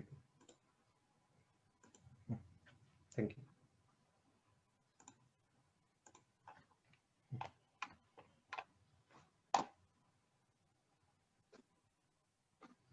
अच्छा, हा फोटो आहे ज्यावेळेला मी कामं सुरू केली. आवाज येतोय ना? I am audible? येतोय येतोय. योगेश बोल, तू बोलत राहा. त्यावेळेला नवीन जे ज्युनियर इंजिनियर एमएससीबी मध्ये भरती होतात त्यांना एक इंडक्शन लेवलचं प्रोग्राम किंवा ट्रेनिंग दिलं जायचं. तर ते ट्रेनिंग देताना ते यशदा मार्फत, पुण्यात यशदा जी संस्था आहे तिथं त्यांचं ते ट्रेनिंग व्हायचं. तर ट्रेनिंग मार्फत त्यांचे काही साईट व्हिजिट्स असायचे वेगवेगळ्या मॅन्युफॅक्चरर्सला किंवा एमएससीबीची रिलेटेड पॅनलला किंवा ट्रान्सफॉर्मरची कंपनी किंवा ही क्लॅम्प्स कनेक्टरची कंपनी.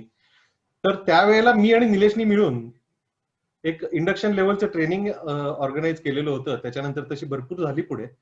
तर त्याच्यामध्ये कसे क्लॅम्प्स कनेक्टर मॅन्युफॅक्चर होतात, त्याची क्वालिटी काय बघायची असते, आणि त्यावेळेला हेच ऑफिसर उद्या इन्स्पेक्टर म्हणून कन्वर्ट होणार आहेत, त्यांनी कसं इन्स्पेक्शन करायचं असतं ह्याचं सगळं ट्रेनिंग निलेशनी त्यांना दिलं तिथे फॅक्टरीमध्ये, टेस्टिंग लॅबोरेटरीमध्ये त्यांनी दाखवलं त्यांना ते सगळं. त्याच पद्धतीने हे साईटवर कसे इम्प्लिमेंट करतात, कुठला जॉब कुठं लागतो, ते लागताना काय काळजी घ्यायची तुम्ही, हे सगळं मी त्यांना तिथं फील्डवर तिथं त्यांना साईटवर त्यांना डेमॉन्स्ट्रेट करून दिलं. त्याचप्रमाणे पुढे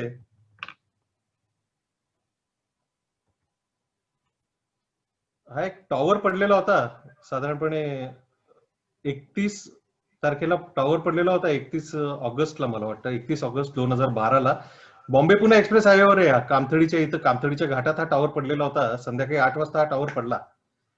मी आणि निलेश त्यावेळेला दापोलीवरून येत होतो, 2012-13ची गोष्ट आहे. तर त्यावेळेला मला फोन आला एमएससीबी मधून की असं असं झालंय, तुमची टीम कुठे किंवा तुम्ही कुठं. तर आम्ही रात्री 11 वाजता ती साईट आम्ही व्हिजिट केली तिथं रात्री, आणि दुसऱ्या दिवशीपासून लोकांना आम्ही कामाला लावलं. आणि याचं रिस्टोरेशन तुम्हाला सांगतो,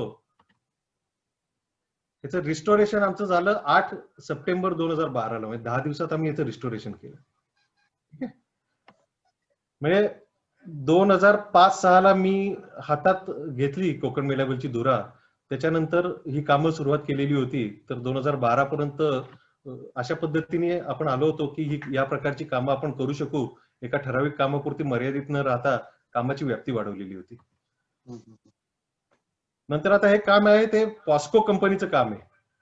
हे त्यावेळेला विजयवाघाडमध्ये पॉस्को कंपनी आलेली होती. IVRCL ला याचं लिलो अरेंजमेंट म्हणजे पूर्ण सप्लाय देण्याचं किंवा सबस्टेशनचं काम मिळालेलं होतं. त्यांचा जो लेबर कॉन्ट्रॅक्टर होता तो पळून गेलेला होता. तर त्याचे एक 13 टॉवरचे फाउंडेशन करायचे होते आणि 13 टॉवर करून अख्खं स्टिंगिंग करायचं होतं. हे कामासाठी मला एमएससीबीच्या लोकांनी माझा रेफरन्स त्यांना दिला होता, IVRCLच्या लोकांना. त्याच्यामुळे हे काम मला मिळालं आणि हे काम मी केलं. आता गंमत अशी आहे की हे काम ज्या वेळेला चालू होतं त्यावेळेला तिथेच पुढे कॉर्नरला आयनॉक्स म्हणून एक कंपनीचा प्लांट त्यांनी जागा फायनल केलेली होती. त्यांचंही तिथे एक सबस्टेशन येणार होतं. तर ते हे काम बघत असताना आयनॉक्सचा जो प्रोजेक्ट मॅनेजर होता त्यांनी काम बघितलं. त्याचं या पॉस्कोचा प्रोजेक्ट मॅनेजर एक होता, तो पंजाबी होता कोणीतरी, नाव विसरलो मी आता. तर त्यांचा कॉन्टॅक्ट झाला. तर तुमचा कॉन्ट्रॅक्टर कोण, काय काय.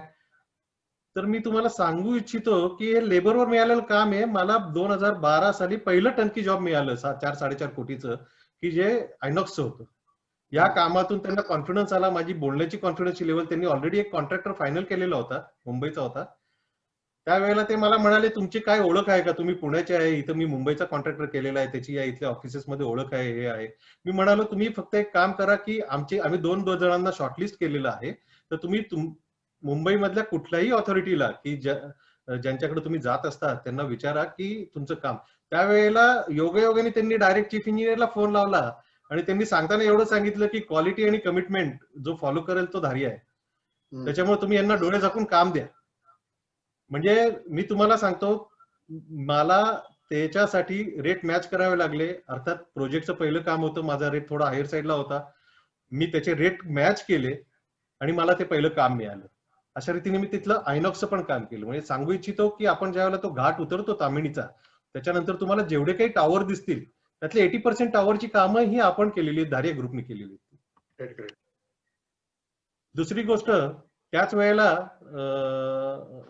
एक ड्युएल एलव्ही, आता इलेक्ट्रिकल मधलं कोण असेल तर त्यांना सांगतो, हे असे मोठे मोठे पॉवर ट्रान्सफॉर्मर असतात. तर हे 100x22x22 असे 220 केव्हीचे 8 ट्रान्सफॉर्मर पुण्याला अलॉट झालेले होते. या प्रकारचा ट्रान्सफॉर्मर पुण्याला पहिल्यांदाच किंवा महाराष्ट्रात पहिल्यांदाच लागलेला होता की ज्याला डबल एलव्ही आहे. डबल एलव्ही म्हणजे त्याचा जो एलव्ही टेकअप असतो तो सिंगल असतो, पण इथं 2 एलव्ही आहेत तर तो उपयोगाला येत नाही.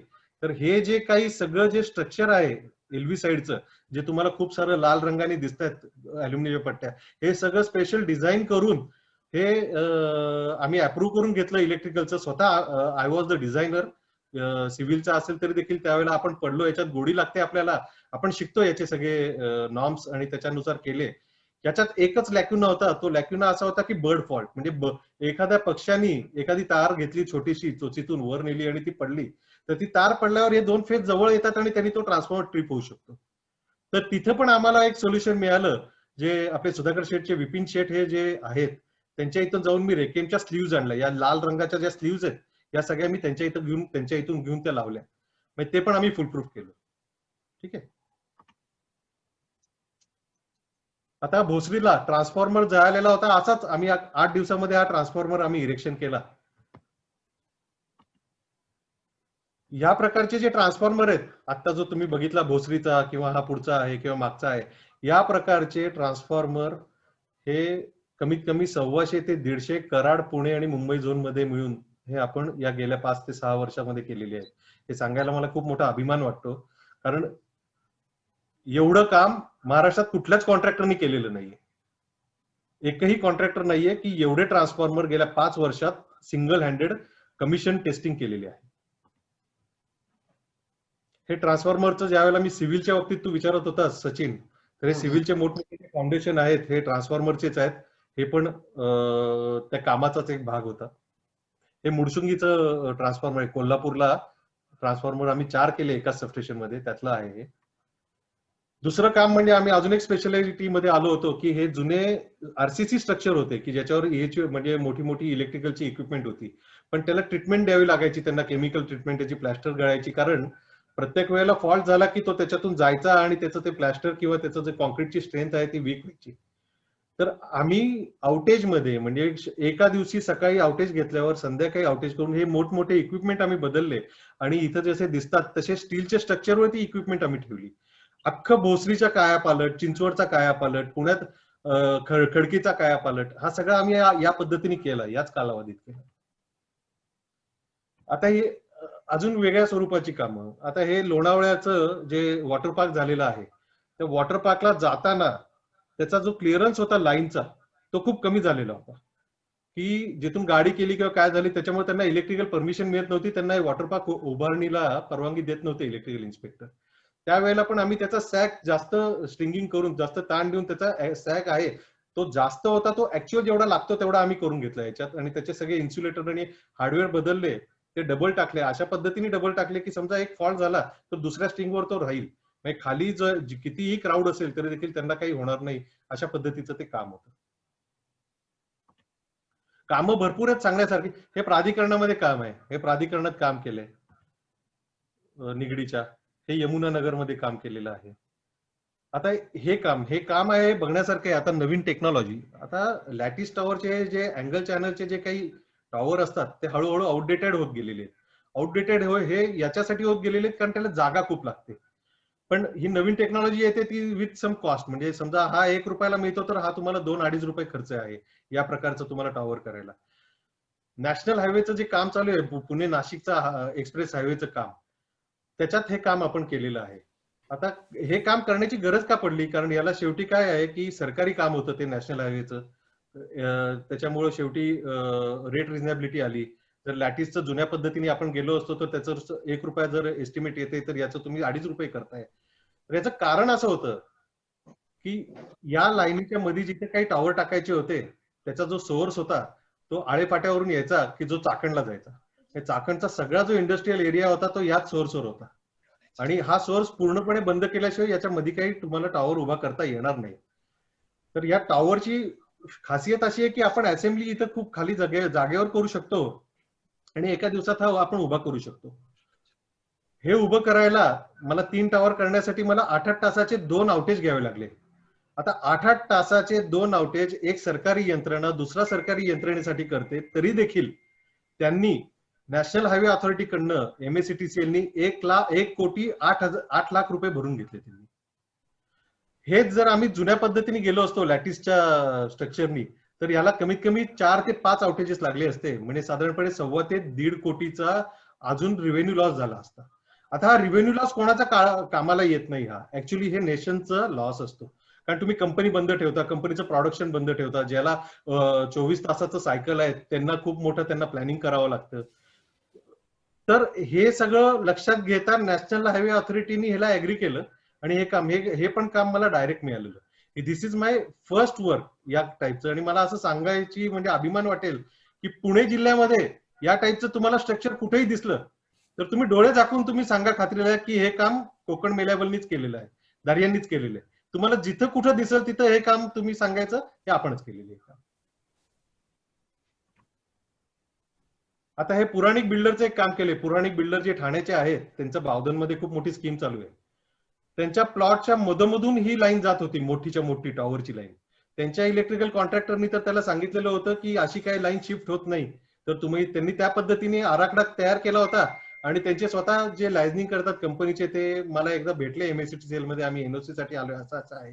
मी म्हटलं तुम्ही लाईन शिफ्ट का नाही करत, हे पॉसिबल आहे का? ते म्हटलं, मी म्हटलं हे पॉसिबल आहे, मी तुम्हाला करून देतो, टेक्निकली करतो, सगळं हे होईल. त्यांना विश्वास बसला नाही तर त्यांनी माझी डायरेक्ट व्हीसी करून दिली. त्यांचे जे ओनर आहेत, मला वाटतं शैलेश पुराणिक नाव असावं त्यांचं, शैलेश पुराणिकच नाव आहे. त्यांची माझी व्हीसी झाली त्यांच्या ऑफिसमधून. त्यांनी मला सांगितलं नक्की होईल का? मी म्हटलं नक्की ही लाईन मी शिफ्ट करून देईन तुम्हाला, मी तुम्हाला कॉन्फिडेंटली सांगतोय. त्यांनी मला ते काम 2 पार्टमध्ये दिलं.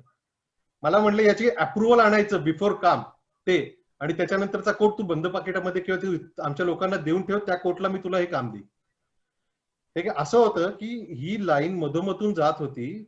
या लाईनच्या आजूबाजूला म्हणजे एका साईडला 17.5 मीटर, दुसऱ्या साईडला 17.5 मीटर असा कॉरिडोर तुम्हाला कन्स्ट्रक्शनचा सोडावा लागतो.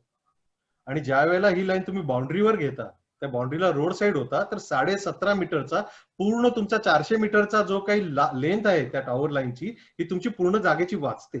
पुण्यात बावधन सारख्या एरियामध्ये तुमची एवढा लँडमास तुम्हाला मिळतोय तिथं, हे खूप अप्रिशिएबल होतं. त्यांना पण नवीन होतं, त्यांनी माझ्यावर विश्वास टाकला. मी त्यांना 1 महिन्यात त्याची परमिशन आणून दिली सगळी. फार मुंबईपर्यंत लॅझनिंग करावं लागलं.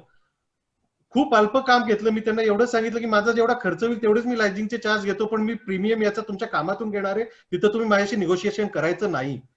तर मला खूप चांगलं तिथं त्यांनी हे आल्यावर त्यांनी मला त्याच रेटला काम दिलं, पैसे वेळेवर दिले. अशा रीतीने पुराणिकचं काम तर झालंच. आणि पुण्यातले 2-3 बिल्डर म्हणजे न्याती ग्रुप आता खूप मोठी स्कीम 17 एकर मध्ये चांदणी चौकामध्ये लॉन्च करते, त्यांचंही काम याच पद्धतीचं मी करून दिलं. आता त्याच्यानंतरची गोष्ट आली की हे मोनोपोलची टॉवर पहिले नारायणगावला केले आपण, नंतर आता हे काळेवाडी म्हणण्यापेक्षा साई चौकामध्ये आपण हे काम करतोय. तर हे काम आता ही जी स्कूटर चालू आहे तिथपर्यंत ते टॉवर आलेले होते. तर हे पण कॉर्पोरेशनला पाहिजे होतं की त्यांची लेन मोकळी व्हायला पाहिजे होती. खूप मोठा फ्लायओव्हर झालेला होता, काम लवकर होणं गरजेचं होतं. फ्लायओव्हरचे काम त्यांचं 1.5 वर्ष रखडलेलं होतं, पेपरातही खूप गाजत होतं हे काम. हेही काम त्यांनी दिलं, हेही काम आपण सक्सेसफुली तिथे कम्प्लीट केलं. अशा रीतीने पीसीएमसीत आमची एंट्री झाली. पीसीएमसीत असून एकानंतर 2 प्राधिकरणात काम मिळालं आम्हाला. हे पार्क स्ट्रीट म्हणून आहे, तिथे पार्क स्ट्रीट मध्ये एक सबवे केला होता, सबवेच्या मधोमध टॉवर आलेला होता आणि तिथं बीआरटीएस कॉरिडोर पण होता. त्या टॉवरमुळे बीआरटीएस कॉरिडोर पण क्लिअर नव्हता, त्यांना क्लिअरन्स पण मिळत नव्हता. हे काम आम्ही पार्क स्ट्रीट म्हणजे रहाटणीला म्हणजे तिथं जगताप डेअरीमध्ये आम्ही काम केलं, हे ते पण झालं कम्प्लीट. आता हे काम हे बघण्यासारखं आहे. आता हा एक टॉवर, हे मल्टी सर्किट लाईन आहे, ही 25 मजल्याची जी टॉवरची आहे तुमची 70-75 मीटरची जेवढी काही हाईट होईल तेवढा हाईटचा हा टॉवर आहे. आणि हे एक्झिस्टिंग स्ट्रक्चर आपण केलेलं आहे. हे भक्तिशक्ती चौकामध्ये जी एंट्री गेट आहे आपली ती तिथे केलेली आहे. अशा रीतीने तो प्रवास सुरू झाला, वाढत गेला. ही मेंटेनन्सची कामं, हे लावासामध्ये हे स्ट्रक्चर आहे, लावासाच्या बॅकवॉटर पर्यंत त्या आरसीसीच्या टॉपच्या लेवल पर्यंत पाण्याची लेवल असते ज्यावेळेला धरण पूर्ण भरतं, तर त्याचाही पूर्ण मेंटेनन्स हे थेऊरचं काम आहे. मग एएमसीची कामं, भरपूर सारी एएमसीची कामं, अशी कामं मिळत गेली कामं आणि प्रवास होत गेला. असं अशा रीतीने आपण इथपर्यंत आलो. योगेश, खरंच ग्रेट. म्हणजे तुझ्या या स्लाइड शो मधनं म्हणजे आम्हाला सर्वसामान्य लोकांना समजेल असं तू छान समजावून सांगितलंस. एक आतल्या गोटातला प्रश्न विचारतो. तू आहे सिव्हिल इंजिनियर, पण ही सगळी कामं जी आहेत ती इलेक्ट्रिकल रिलेटेड आहेत. इनफॅक्ट ही जी इलेक्ट्रिकल इंजिनिअरिंगची कामं आहेत ती प्रॉपर इलेक्ट्रिकल इंजिनिअरिंग लाजवेल त्याच्यापेक्षा तू छान एफिशियंटली करून दाखवलीस. काय आहे याच्या मागचं काही म्हणजे तुझं काय म्हणणं आहे त्याच्याबद्दल?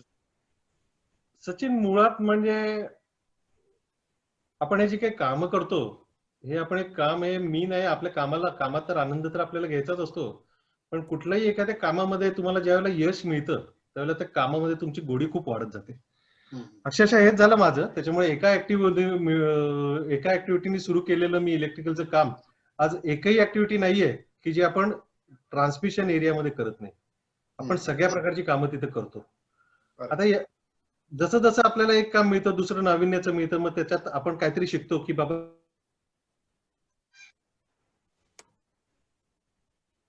प्रकारचे काम लागणार आहे, म्हणजे लेबर लागणार आहे, त्यांचं स्किल्स काय असणार आहे, त्याला सुपरविजर काय असणार आहे. आता शेवटी हे काम मी करायला लागलो तर मी तर सिव्हिल इंजिनियर, मला तर काही इलेक्ट्रिकलची जास्त माहिती नव्हती. तर इलेक्ट्रिकल इंजिनियर्स माझ्या जोडीला होते, टेस्टिंग टीम एमएससीबीची जी माझी मैत्री झाली होती, ते सगळे जण मला, मी काही विचारलं तर देखील मला ते सांगायचे की हे काय आहे काय नाही. अशा रीतीने याच्यात गोडी निर्माण होऊन मी कामं करत गेलो. दुसरी गोष्ट की ही कामं करत असताना कामं जर बघशील तर मोठ्या प्रमाणात ही कामं आहेत. हे काम करण्यासाठी प्रत्येक ठिकाणी एकटा जाऊ शकत नाहीस. आज मी माझ्या ऑफिस सोडलं तर मला नाही वाटत की मी दिवसातून म्हणजे आठवड्यातून एखाद्या दुसऱ्या दिवसाच्या वर मी ऑफिस सोडतो माझं. मला ऑफिसमध्ये बसून ते मॉनिटर करायचे, या पद्धतीने माझी स्किल्स किंवा माझा बिझनेस आम्ही डेव्हलप केला. त्याच्यासाठी काही डेलिगेशन ऑफ पॉवर आहे फील्डवर किंवा ह्याच्यावर, हे आम्ही केलेलं आहे आणि ही कामं होत गेली ही. आणि कुठेही आजपर्यंत असं झालेलं नाहीये की जे टार्गेटेड वर्क आहे ते त्यावेळेला झालं नाही किंवा तसं कधीच झालं नाही. योगेश, तुम्ही इलेक्ट्रिकल असा, तुमच्या जर मनामध्ये असेल, तुम्ही डिव्होशन असेल, तुमचं डेडिकेशन असेल, तर तुम्ही कुठलाही बिझनेस तुम्ही करू शकता. कारण शेवटी जो बिझनेस करत असतो तो शेवटी मॅनेजर किंवा ऍडमिनिस्ट्रेटरच असतो. तुम्हाला प्रत्येक गोष्ट माहीत असण्याची किंवा समजून घेण्याची गरज नाहीये, पण तुम्हाला त्यातलं टेक्निकल किंवा नक्की त्याची बॉटलनेक काय आहे हे ओळखता आलं पाहिजे. हे तुमचे स्किल्स तुम्ही डेव्हलप केले पाहिजे. करेक्ट. तर ते मला हळूहळू जमत गेलं. योगेश, आपण परवा बोलता बोलता माझ्या लक्षात आलं की तुझ्या व्यवसायाचा आलेख जो आहे आपण काढला आता, तो आतापर्यंत चढता होता, पण आता कुठेतरी तो फ्लॅट झालाय, म्हणजे तो एका प्लेटू लेवलला आलेला आहे. असं का झालं? का तू असं हेतुपूर्वक केलंयस काही? सचिन, याचं उत्तर असं आहे की कुठलंही काम कर तू. माझा धंदा हा प्रोप्रायटरी नेचरचा आहे, मी तसाच तो कंटिन्यू ठेवलेला आहे. काय कंपनी केली नाही, लिमिटेड केली नाही, काही केली नाही. त्या प्रोप्रायटरी कंपनीचं माझं काहीतरी एक स्ट्रक्चर आहे. एक ऑफिसमध्ये एक 10-12 जणांचा स्टाफ आहे, फील्डवर काही सुपरवायझर आहेत, त्यांना मॉनिटर करायला अजून एक आहेत, काही इंजिनियर्स आहेत काम करतात, काही लायझनिंग माझे लोक फिरत असतात. माझी जी एक्झिस्टिंग ऑर्गनायझेशन जी आहे किंवा जो स्टाफ आहे, याच्यात जेवढा बिझनेस होऊ शकतो, एफिशियंटली बिझनेस होऊ शकतो, तो आलेख मी गेल्या 5-6 वर्षापूर्वी गाठलेला आहे आणि मी तोच मेंटेन करतोय आता हेच का करतोय? तर याचं कारण असं आहे की समजा मला हा बिझनेस अजून वेगळ्या स्केलवर नेऊन ठेवायचा आहे, समजा करोड्स मध्ये जायचंय, जे मोठे मोठे कॉर्पोरेट्स आहेत किंवा ते करतायत, तर मला हे करणं शक्य आहे. त्याच्यासाठी मला माझे ऑर्गनायझेशनचं स्ट्रक्चर बदलण्यापासून माझी जी इन्व्हॉल्वमेंट आहे, आता माझी इन्व्हॉल्वमेंट असं बघायला गेलं तर दिवसातून 2-3 तासाच्या वर नसते. माझा धंदा मॅनेज होतो. माझी इन्व्हॉल्वमेंट मला खूप वाढवावी लागेल. माझी इन्व्हॉल्वमेंट नुसती वाढवावी लागणार नाही, तर काही ठराविक अमाऊंटचा टार्गेटेड काम मला वर्षाला ते करावंच लागेल, तर माझी ऑर्गनायझेशन चालेल. कारण त्याच्याबरोबर त्याच्या लिएबिलिटीज खूप येणार आहेत. दुसरी गोष्ट, हा धंदा करताना सुरुवातीला जी माझी 5-7 वर्ष गेली, किंवा अक्षरशः त्या 5-7 वर्षामध्ये मी माझ्या लहान दोन्ही मुलांचं बालपण मी एन्जॉय करायलाच हे झालो होतो, मुकलेलो होतो खरं सांग. तर मला माझे काही छंद आहेत, जोपासायचे. मला खूप सारी पुस्तकं वाचायला आवडतात. दर फ्रायडेला आम्ही मूवीजला जातो, जेवायला जातो बाहेर, नाटक बघतो, मूवी चांगली नसेल तर. हे करायला मला खूप आवडेल. जर ते स्केलिंग केलं, वाढवता ग्राफ केला, तर हे काही शक्य होणार नाहीये आता. दुसरी गोष्ट अशी आहे की जी नेक्स्ट जनरेशन असते, किंवा आपण म्हणतो आपले जे सक्सेसर्स आहेत, किंवा आपण कोणासाठी तरी हा धंदा करत असतो, तर त्यांचं पण पुढे काय आहे, त्यांच्या मनामध्ये काय आहे किंवा त्यांना काय गोडी लागते, तर त्यांना मी जसं म्हणलं की मला 12वी झाल्यावर मला हा धंदाच जॉईन करायचा आहे, तसं न करता त्यांना त्यांच्या व्यवसायात किंवा त्यांना ज्याच्यात आवड आहे त्यांना ते पहिल्यांदा करू देणं, एक्सप्लोर करू देणं, हा पहिल्यांदा आम्ही ठरवलेला आहे की तुम्ही तुमचं काय ते एक्सप्लोर करा.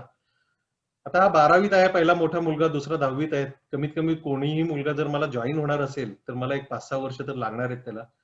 आता याच्या पुढचे 5-6 वर्ष तर मी ठरवलेलं आहे की हे मेंटेन करायचं किंवा काय जेवढ्या प्रमाणात आपल्याला वाढवता येईल ते करायचं. वेगळा वेळ असेल कामच करायचे तर आपल्या काही प्रोजेक्ट मॅनेजमेंट सर्व्हिसेस आपण ऑफर करू शकतो. दुसरे जे कॉन्ट्रॅक्टर आहेत, आता खूप मोठा ट्रेंड सुरू झालाय, करोडो रुपयाची कामं घेऊन लोक येतात, तर त्यांच्या काही साईट्स आपण सांभाळू शकतो. अशा पद्धतीने मी काम करू शकतो. ते माझे छंद तर मला कुठेही कॉम्प्रोमाइज करायचे नाहीयेत. मला वृषालीला आम्हाला आमचे छंद कुठेही कॉम्प्रोमाइज करायचे नाहीये त्याच्या पुढे. त्याच्यामुळे हा कर्व किंवा ग्राफ हा असाच राहणार आहे आता काही पुढचे वर्ष, आणि आमची वाटचाल अशीच राहील. म्हणजे हे आम्ही मनापासून घेतलेला हा निर्णय आहे. आणि त्याच्यानंतर जसा निलेश म्हणाला की सक्सेसर, तर निलेशचं आणि माझं कॉमन मत आहे याच्यावर की समजा मला या धंद्यातून रिटायरमेंट घ्यायचे किंवा मला हे कोणाला तरी द्यायचंय तर मला माझं नाव द्यायचंय, तर ते नाव मेंटेन करणं, वाढवलं, हे नक्कीच करत राहणार आहे आम्ही 5-6 वर्ष पुढे. योगेश, खरंय तू आता एक जाता जरा बोललास की आपण धंदा वाढवतो पण एक आपले छंद म्हणा किंवा आपली फॅमिली म्हणा यांना पण एक तेवढंच झुकतं माप दिला पाहिजे. तर हे जे तुझ्या बोलण्यात जाणवतं ते खरंच अभिमानास्पद आहे की कारण काय आपण बऱ्याच वेळेला पुढे जात असतो पण आपण आपली फॅमिली विसरत जातो, आपले छंद विसरत जातो. म्हणून माणूस म्हणून काहीतरी जगता आलं पाहिजे आणि त्याचबरोबर आपले व्याप वाढवले पाहिजे. बरं, आता मी पुढे विचारतो, तुझा हा आता एवढा व्याप वाढलेला आहे, तुला आता निश्चित तेवढ्याच ताकदीच्या सहकार्यांची गरज आहे. तू मगाशी बोलता बोललास की डेलिगेशन ऑफ पॉवर्स मी सुरू केलेला आहे. तुझी धर्मपत्नी विशेषतः सौ वृषाली हिचा सहभाग लक्षणीय आहे. काय सांगशील त्याच्याबद्दल तू योगेश? सचिन, याला सुरुवात 10 वर्षापूर्वीच झालेली आहे. म्हणजे डेलिगेशन ऑफ पॉवर करणं आता एक 6 वर्ष तर आपण फ्लॅटनच आहे आपला कर्व जो आहे ग्रोथचा, किंवा आपलं स्केलिंग नाहीये. तर वृषाली बद्दलच सांगायचं म्हणजे तुला मी डेलिगेशन ऑफ पॉवर साईटचं आणि बाकी तर ऑफिस मधलं तुला सांगितलं, टेक्निकल स्टाफ आमचं काय करतो, साईटवर आमचं कसं होतं. तर वृषाली बद्दल जर सांगायचं झालं तुला तर लग्नाच्या आधीपासून तिची एक 4 वर्षापासून ती आरसीसी फर्म मध्ये काम करत होती. लग्नानंतर पण 3-1 वर्ष ती करत होती. एमपीएससी केली. एमपीएससी काय तिने जॉईन केलं नाही कारण सगळ्यांचा विचार आमचा असा झाला की तिने एमपीएससी जॉईन करू नये, कारण तिला कॉलला पण फायनल पर्यंत आलेलं होतं तिचं. तर त्याच्यानंतर एक 4 वर्षांनी लग्नानंतर ज्यावेळेला नीलचा जन्म झाला त्यावेळेला तिची ओढाताण होत होती. त्यावेळेला तिने तिचं नोकरी पण सोडली आणि मग शेवटी तिला एंगेज व्हायचं होतं, तिचं ज्ञान होतं, तर ती कॉलेज ऑफ इंजिनिअरिंग जे सीओईपी आहे ते आणि भारती विद्यापीठ या दोन्ही ठिकाणी फर्स्ट इयर इंजिनिअरिंगच्या स्टुडंटला ती अप्लाइड मेकॅनिक शिकवत होती. गेली 1 ते 2 वर्षाचा कालावधी होता त्याला. आणि तो जोपर्यंत होत होता त्याच वेळेला माझी इकडनं ग्रोथ सुरू झालेली होती. बघा मी काय सांगतो, ही ग्रोथ सुरू झाली त्यावेळेला मग व्यवसायाची गरज, माझी गरज, नवऱ्याची गरज असं बघितलं तिने. आणि मग तिने एकदा मला विचारलं की मी काय करू. मी म्हटलं तुझी ही ओढाताण, तू एक लेक्चर द्यायला तिकडे जाणार. आता कसं आहे की पहिल्यांदा सुरुवातीच्या काळात आपल्याला पैशाची गरज होती, सगळी होती, तू नोकरी करत होतीस. आता पैसेही आपली प्रायोरिटी नाहीये, तर आपल्याला आता हा बिझनेस आणि आपल्या मुलांकडे लक्ष देणं ही प्रायोरिटी आहे. ती म्हटली माझा मनकवडा आहेस तू म्हणतोस ते एकदम ऍक्सेप्टेड. ती आली, तिने हळूहळू ऑफिसची जबाबदारी घ्यायला सुरुवात केली. आता पूर्णपणे ऑफिस कंट्रोलर, ऍडमिनिस्ट्रेटर म्हणून ती एकमेव आहे. सगळे टॅक्सेसचे रिटर्न वेळेत जाणं, ते बरोबर आहेत का नाही ते बघणं. साईटवर खूप सारा आता एवढ्या साईट आल्या की पेटी कॅश खूप असते, की लोक सुपरवायझर जे काही खर्च देतात त्याच्यावर साधारणपणे मॉनिटर ठेवणं. आता तिला एक 4-5 वर्षाच्या अनुभवामधून ते सगळं आलेलं आहे, कळालेलं आहे, त्याच्यामुळे ती बरोबर पिन पॉईंट ते करू शकते. अशा पद्धतीने या गोष्टी ज्या वेळेला ऑफिस मधला माझा वेळ देणं कमी झाला त्यावेळेला आता वास्तविक काय झालं की मला खूप वेळ मोकळा मिळायला लागला. त्याच्यामुळे आजूबाजूच्या जे काही संध्या मिळतात त्या आम्ही एनकॅश करायला लागलो. त्याचंच एक उदाहरण तू दापोलीचं आमचं युनिट म्हणू शकशील, किंवा आम्ही काही सर्व्हिस अपार्टमेंट करतो ते म्हणू शकशील, किंवा जे मित्रांच्यात मी वेळ घालून माझं स्वतःचं डेव्हलपमेंट जे होतं ते चालू आहे. तर अशा पद्धतीने वृषालीचा आम्हाला म्हणजे कॉन्ट्रीब्युशन आहे मला किंवा माझ्या बिझनेसला. करेक्ट. मंडळी, बघितलं आपल्या पत्नीची अशी साथ असेल की माणूस कुठल्या कुठे जाऊन पोहोचतोय.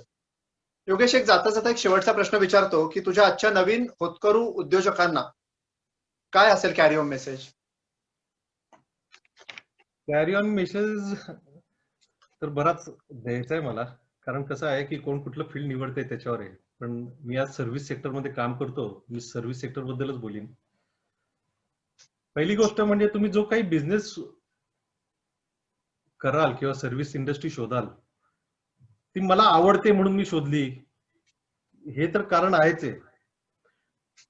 पण तो काहीतरी हटके पाहिजे, आउट ऑफ बॉक्स तुम्ही जाऊन त्याचा विचार केला पाहिजे की मी हे केलं तर काय. कारण कॉम्पिटिशन या ह्याच्यात एवढी वाढलेली आहे की तुम्ही जे बिझनेस करणार आहे किंवा विचार करताय तिथं ऑलरेडी एक्झिस्टिंग कोणतरी असतं, किंवा तुम्हाला इझिली कोणीही रिप्लेस करू शकतो, किंवा तुमच्या इथेच काम करणारा माणूस कधीतरी तुम्हाला डिश दिलं तर तो तुमचा पूर्ण क्लायंटेल घेऊन तो जाऊन तो तिथे काम करू शकतो. त्याच्यामुळे तुमच्या जो सर्व्हिसेस आहेत किंवा बिझनेस तुम्ही शोधाल तो मोनोपोलाइज असला पाहिजे, मोनोपोलिटी असला पाहिजे. त्याच्यामुळे त्याच्यावर तुमचा कंट्रोल राहील. याचबरोबर तुमचं हार्डवर्क डिवोशन तर खूप पाहिजे बिझनेसमध्ये, खूप म्हणजे खूप पाहिजे. इन्व्हॉल्वमेंट एवढी पाहिजे की बिझनेस ज्या वेळेला तुम्हाला वाढवायचा आहे त्यावेळेला तुम्ही अक्षरशः आजूबाजूला काहीच नाहीये तेवढंच धरून तुम्ही गेलं पाहिजे. तुम्ही एकलव्यच झाले पाहिजे, किंवा तसं केलं तरच तुम्ही हे सगळं करू शकता. मी हे पण करीन ते पण करीन, तर बिझनेस वाढवताना ही कुठलीच गोष्ट शक्य नाही. मी सगळ्यांना सांगतो की खेळीमेळीत बिझनेस कधी वाढत नाही. तुम्हाला डिव्होशन आणि डेडिकेशन तर खूपच पाहिजे. हे करत असताना, तो बिझनेस करत असताना त्या बिझनेसमध्ये कुठल्या नवीन टेक्नॉलॉजी इंडियात नसतात, पण तुमच्या फॉरेन मध्ये किंवा हे बिझनेस कसे चालतात ह्याच्याकडे पण तुमचं लक्ष पाहिजे की याला करायला तुम्हाला काही नवीन इक्विपमेंट आहेत का. कारण आता आम्ही एवढं मोठं टॉवरचं स्ट्रिंगिंग करतो, हे सगळं मॅन्युअल करतो. आता त्याला खूप सारी मशीन्स आलेली आहेत, सगळं वरच्यावर होतं. खाली तुमचं ट्रॅफिक होऊ देत, काय पण होऊ देत, सगळं वरच्यावर होतं. मग ते पण इन्व्हेस्टमेंट आहेत, करोड रुपयाची ती पण मशिनरी आहेत. तर हे पण तुम्हाला माहिती असलं पाहिजे. तुमचा जो स्टाफ आहे त्याला तुम्ही ट्रेन केलं पाहिजे. तुम्ही लोकल स्टाफ घेऊन प्रोफेशनली तुम्ही कामं नाही करू शकत, गरजेचं आहे हे तुम्ही केलंच पाहिजे. दुसरी गोष्ट की तुम्ही कामं करता त्यावेळेला मोटिवेशन यावं लागतं. भरपूर वेळेला तुम्ही डिप्रेशन मध्ये जाता, त्यावेळेला मोटिवेशन येण्यासाठी तुम्ही खूप साऱ्या स्टोरीज वाचल्या पाहिजे. आणि मी तुम्हाला सांगतो की स्टोरीज मी पण खूप वाचल्या, सक्सेस स्टोरीज वाचल्या, फेल्युअर स्टोरीज वाचल्या. पण मी तुम्हाला सांगतो की फेल्युअर स्टोरीज मधून शिकण्यात ज्या काही म्हणजे खूप असतं तुम्हाला. कारण सक्सेस स्टोरीज प्रत्येक माणूस अशा नीट उलगडून सांगत नसतो कधी लिहितो त्यावेळेला. पण फेल्युअर आपल्याला कळतं की पिन पॉइंट होतो आपल्याला की या एका गोष्टीमुळे तो धंदा हा फेल झालेला आहे. त्याच्यामुळे फेल्युअर स्टोरीज तुम्हाला खूप शिकायला मिळतील. तर मोटिवेशनसाठी तुम्ही करायला पाहिजे.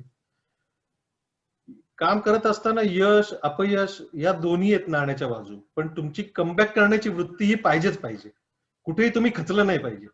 कारण तुम्ही खचले की तुमचा फायदा किंवा करून घेण्यासाठी किंवा तुम्हाला रिप्लेसमेंट तुमची जागा घेण्यासाठी खूप जण बसलेले. म्हणजे तुम्ही फक्त जागेवरून उठायचा अवकाश ते तुमची जागा घेतील. त्याच्यामुळे अपयशाला अजिबात कोणीही घाबायचं नाही, डगमगायचं नाही, काम चालू ठेवायचं. आणि सगळ्यात महत्वाचा कळीचा मुद्दा मी तुम्हाला सांगतो की तुमच्या बिझनेसवर तुमचं ऍडमिनिस्ट्रेशन पाहिजे. 100% बिझनेस तुमच्या डोळ्यासमोर चालला पाहिजे. काहीही विचारलं तरी देखील तुम्हाला त्याच्यातला इन अँड आउट माहिती असला पाहिजे. त्याच्यासाठी तुम्ही साईटवर जाण्याची किंवा ऑफिसमध्ये बसण्याची गरज नाहीये. हे सगळं तुमच्या डोक्यात चालू असलं पाहिजे. आणि सगळ्यात महत्वाची गोष्ट की बिझनेस सिलेक्शन करताना तुम्ही सिलेक्शन केल्यानंतरच्या या सगळ्या गोष्टी सांगितल्या, पण बिझनेस सिलेक्शन करताना जे काही सांगायचं ते आपल्या एका डायमंडने ऑलरेडी आधी सांगितलेलं आहे. चेतन धारियांनी सांगितलंय की तुम्ही तुमची इकिगाई ओळखा. यू शुड अंडरस्टँड युअर तुम्ही तुमची इकिगाई अंडरस्टँड करा आणि मग तुम्ही तो शोधा. त्याच चौकटीमध्ये तुम्ही ते काम करा. बरोबर ना चेतनभाई ऐकत असाल तर मला असं वाटतं की मला पण माझी इकिगाई मिळालेली आहे आणि आमची वाटचाल चालू आहे थोडीफार. थँक्यू योगेश. असे आपले दुसरे डायमंड श्री योगेश वसंत धारिया. श्रोते, योगेशचा मला जाणवलेला अजून एक पैलू म्हणजे त्याची माणसं जपायची कला. आपण मोठं होत असतानाच आपल्या सहकाऱ्यांना पण आपल्याच उंचीवर नेणे ही खूप मोठी कला आहे. Once again thank you Yogesh. आता मला योगेश आणि निलेश दोघांना एक विचारायचं आहे की तुमची दोघांची जी क्षेत्र आहे ती MSCB शी निगडीत आहे. MSCB ने तुम्हाला खूप काही दिलं, मोठं केलं, या लेवलला आणून पोहोचवलं. इन रिटर्न तुम्ही MSCB साठी काय केलं त्याबद्दल काही सांगाल? योगेश किंवा निलेश कोणी एकाने सांगितलं तरी चालेल, किंवा दोघांनी, कसं आहे? योगेश तू सांग. जे मी मगाशी म्हणालो त्याच पद्धतीने की जे इंडक्शन लेवलचं ट्रेनिंग चालतं मुलांचं, ज्युनियर इंजिनियरचं, ते आम्ही देतो. इवन कधी काहीही सर्व्हिस लागली आम्हाला तर सर्व्हिस मी देत असतो, निलेश सप्लाय देत असतो. कधी आमचा नाही नसतो की ऑर्डर नाहीये, हे काम आम्ही करत नाही, काय करत नाही.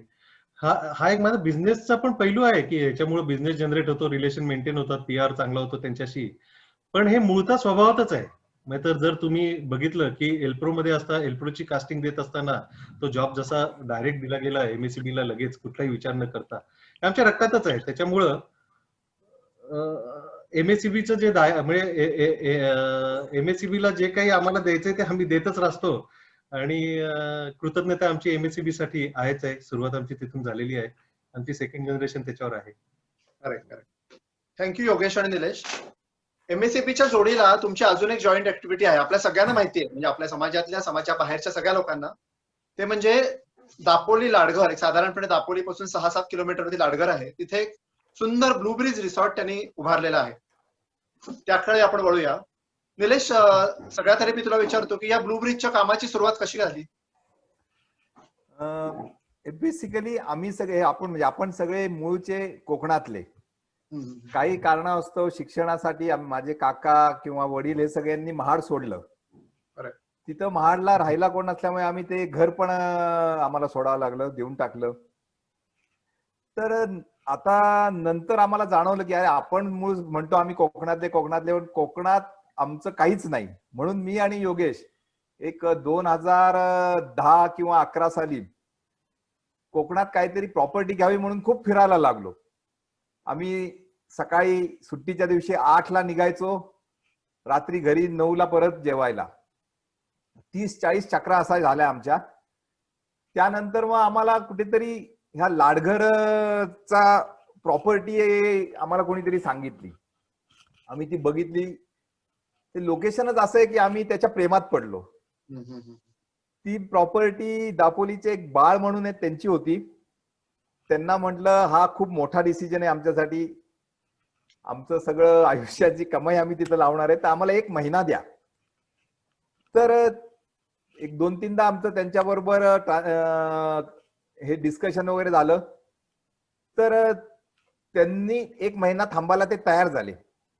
ते म्हटले माझ्याकडे आत्ताच्या आत्ता कॅश घेऊन लोक बसलेली आहेत, मंत्री संत्री या प्रॉपर्टीसाठी धडपड आहे, पण तुम्ही कोकणातले आहात आणि तुम्हाला काहीतरी कोकणासाठी करायचंय म्हणून मी 1 महिना थांबायला तयार आहे, मला ही प्रॉपर्टी तुम्हालाच द्यायची.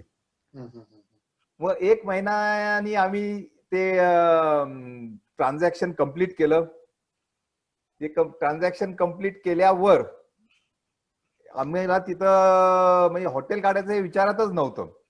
आपण काहीतरी एक छोटंसं फार्म हाऊस बांधू, एक साधं घर बांधू म्हणून आम्ही ते घेतलं होतं. नंतर 1-1.5 वर्ष आमच्या तिघांचंही तसं काही लक्ष आम्ही दिलं नाही. तिथं चोऱ्या माऱ्या व्हायला लागल्या.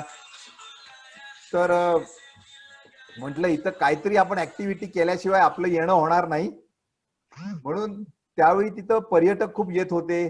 डिमांड सप्लायचा रेशो खूप फरक होता. म्हणजे डिमांड खूप होती आणि हॉटेल खूप कमी होते. म्हणून आम्ही तिथं रिसॉर्ट करायचं ठरवलं आणि असे तिथं रिसॉर्ट तयार झालं. ते 2014 साली आम्ही ते कम्प्लीट करून चालू केलं. करेक्ट.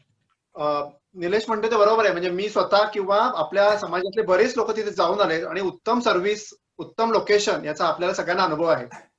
निलेश, तू आता म्हटलास की 2010ला काम सुरू झालं, 2014ला रिसॉर्ट सुरू झालं आणि आता बघायला गेलं तर एक 2-3 वर्षात हे चांगलंच नावारूपाला आलेलं आहे.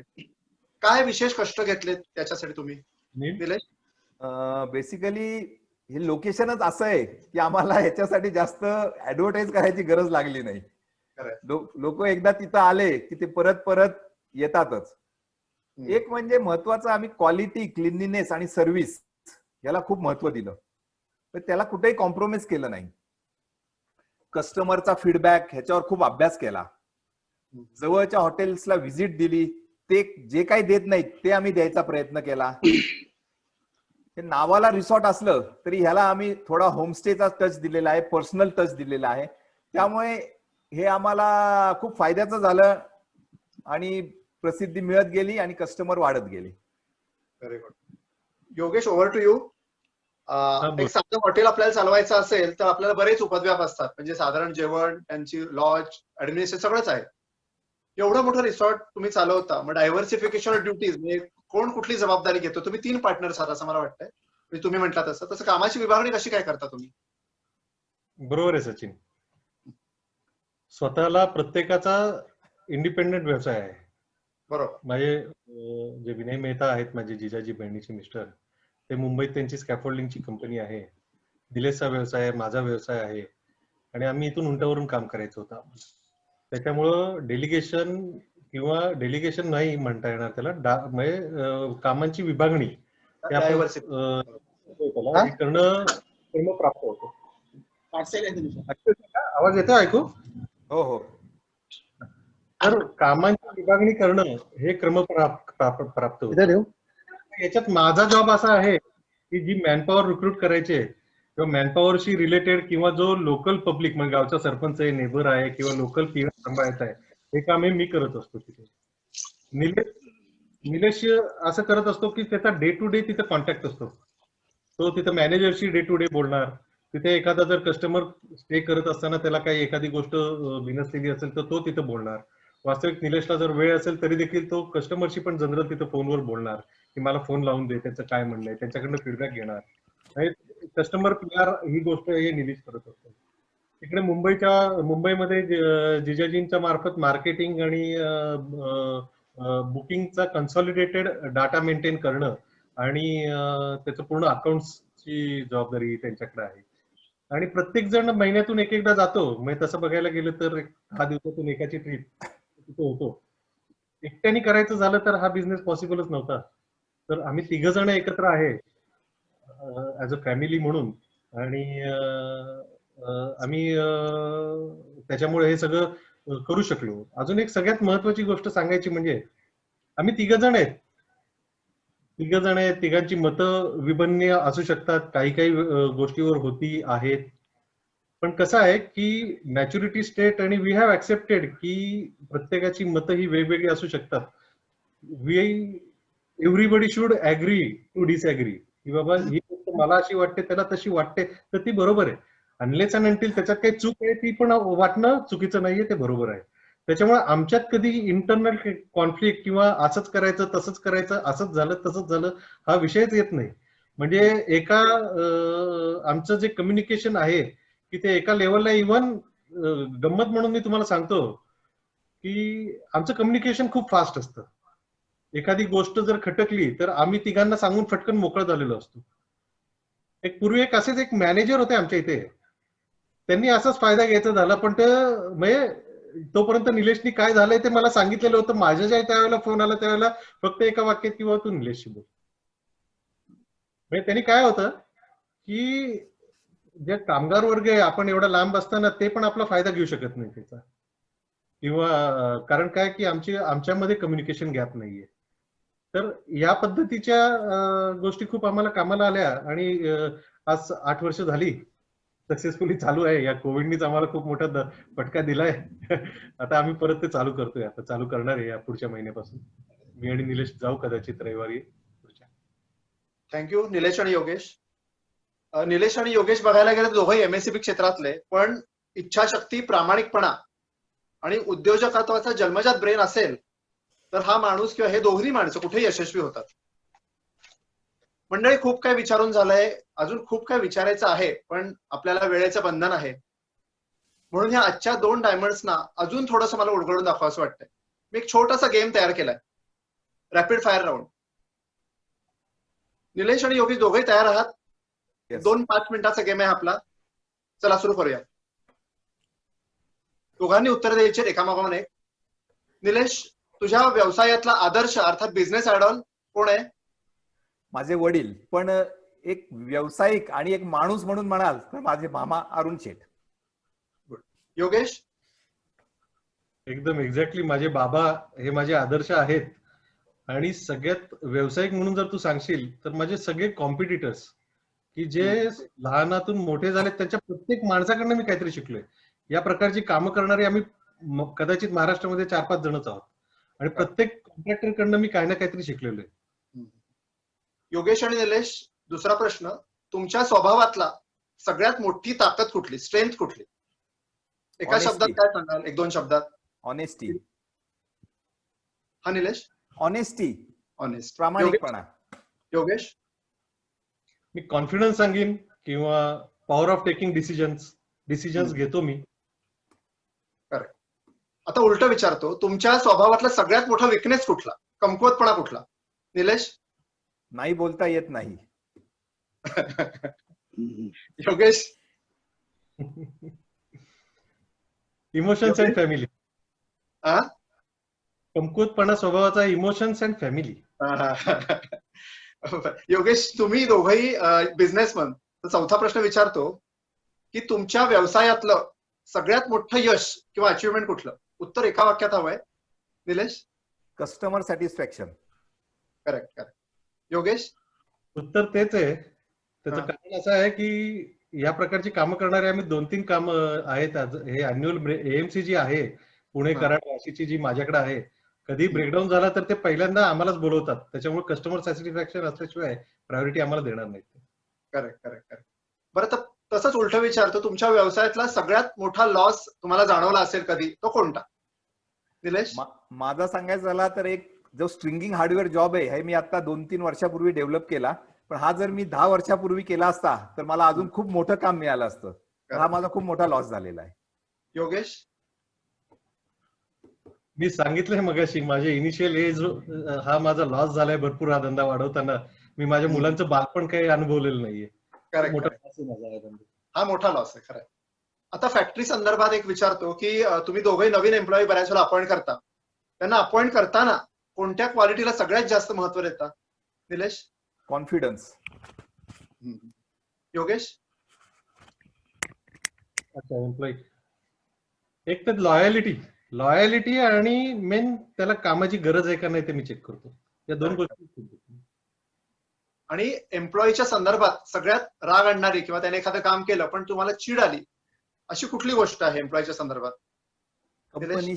कंपनीशी बेईमानी. करेक्ट करेक्ट, अगदी बरोबर. योगेश? खूप गोष्टी आहेत. सगळ्यात महत्वाची एकच गोष्ट मी सांगू शकतो की जे काम तुम्हाला सांगितलंय ते का सांगितलंय ते न समजून घेता काम करणं. बरोबर. बरं निलेश आणि योगेश, एक प्रश्न विचारतो की तुमच्या मते रिटायरमेंटचं योग्य वय कुठलं? निलेश? माझ्यासाठी फिजिकल एज नाहीये. हा. मन जेव्हा सांगेल की आता बास तेव्हा मी बास करणार. बरोबर. योगेश? No retirement. कामाचं स्वरूप बदलेल पण नो रिटायरमेंट. बदलेल, नो रिटायरमेंट. Correct correct. बरं, आता एक जाता जाता 1-2 सिक्रेट गोष्टी.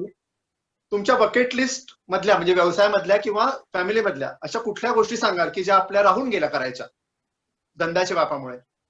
निलेश? माझी एक इच्छा आहे की ओपन कार मधनं माझे काही ठराविक 4-5 मित्र आहेत त्यांच्याबरोबर मला गोवा ट्रिप करायचे. आम्हाला पण न्या. आणि अजून एक दुसरी घेऊ का? To continue as a joint family. अगदी बरोबर. योगेश? माझी खरंच सुप्त इच्छा आहे, गेल्या 10 वर्षापासून आहे की मला एक स्टेज शो करायचा होता. एखादं इन्स्पिरेशनल स्पीच किंवा मला एक ड्रामा करायची एक इच्छा होती. आणि दुसरी म्हणजे मला स्वतःला वैमानिक किंवा पायलट व्हायचं होतं किंवा मला त्या कॉकपिट मधून मला फिरायचं होतं. अरे वा, क्या बात आहे. माझ्या अपुऱ्या आहेत या मला करायचं पूर्ण. मी हे आपण कदाचित मला वाटतं आपल्या एका 3-4 वर्षापूर्वीच्या भिशीच्या ट्रिपला आपण बोललेलो आहे. बोललोय. बरं, जाता जाता शेवटचा प्रश्न एका वाक्यात सांगायचे. निलेश, व्हॉट इज सक्सेस तुझ्या मते? यश म्हणजे काय? Satisfaction. Yogesh? Completion of to do list every day. Correct.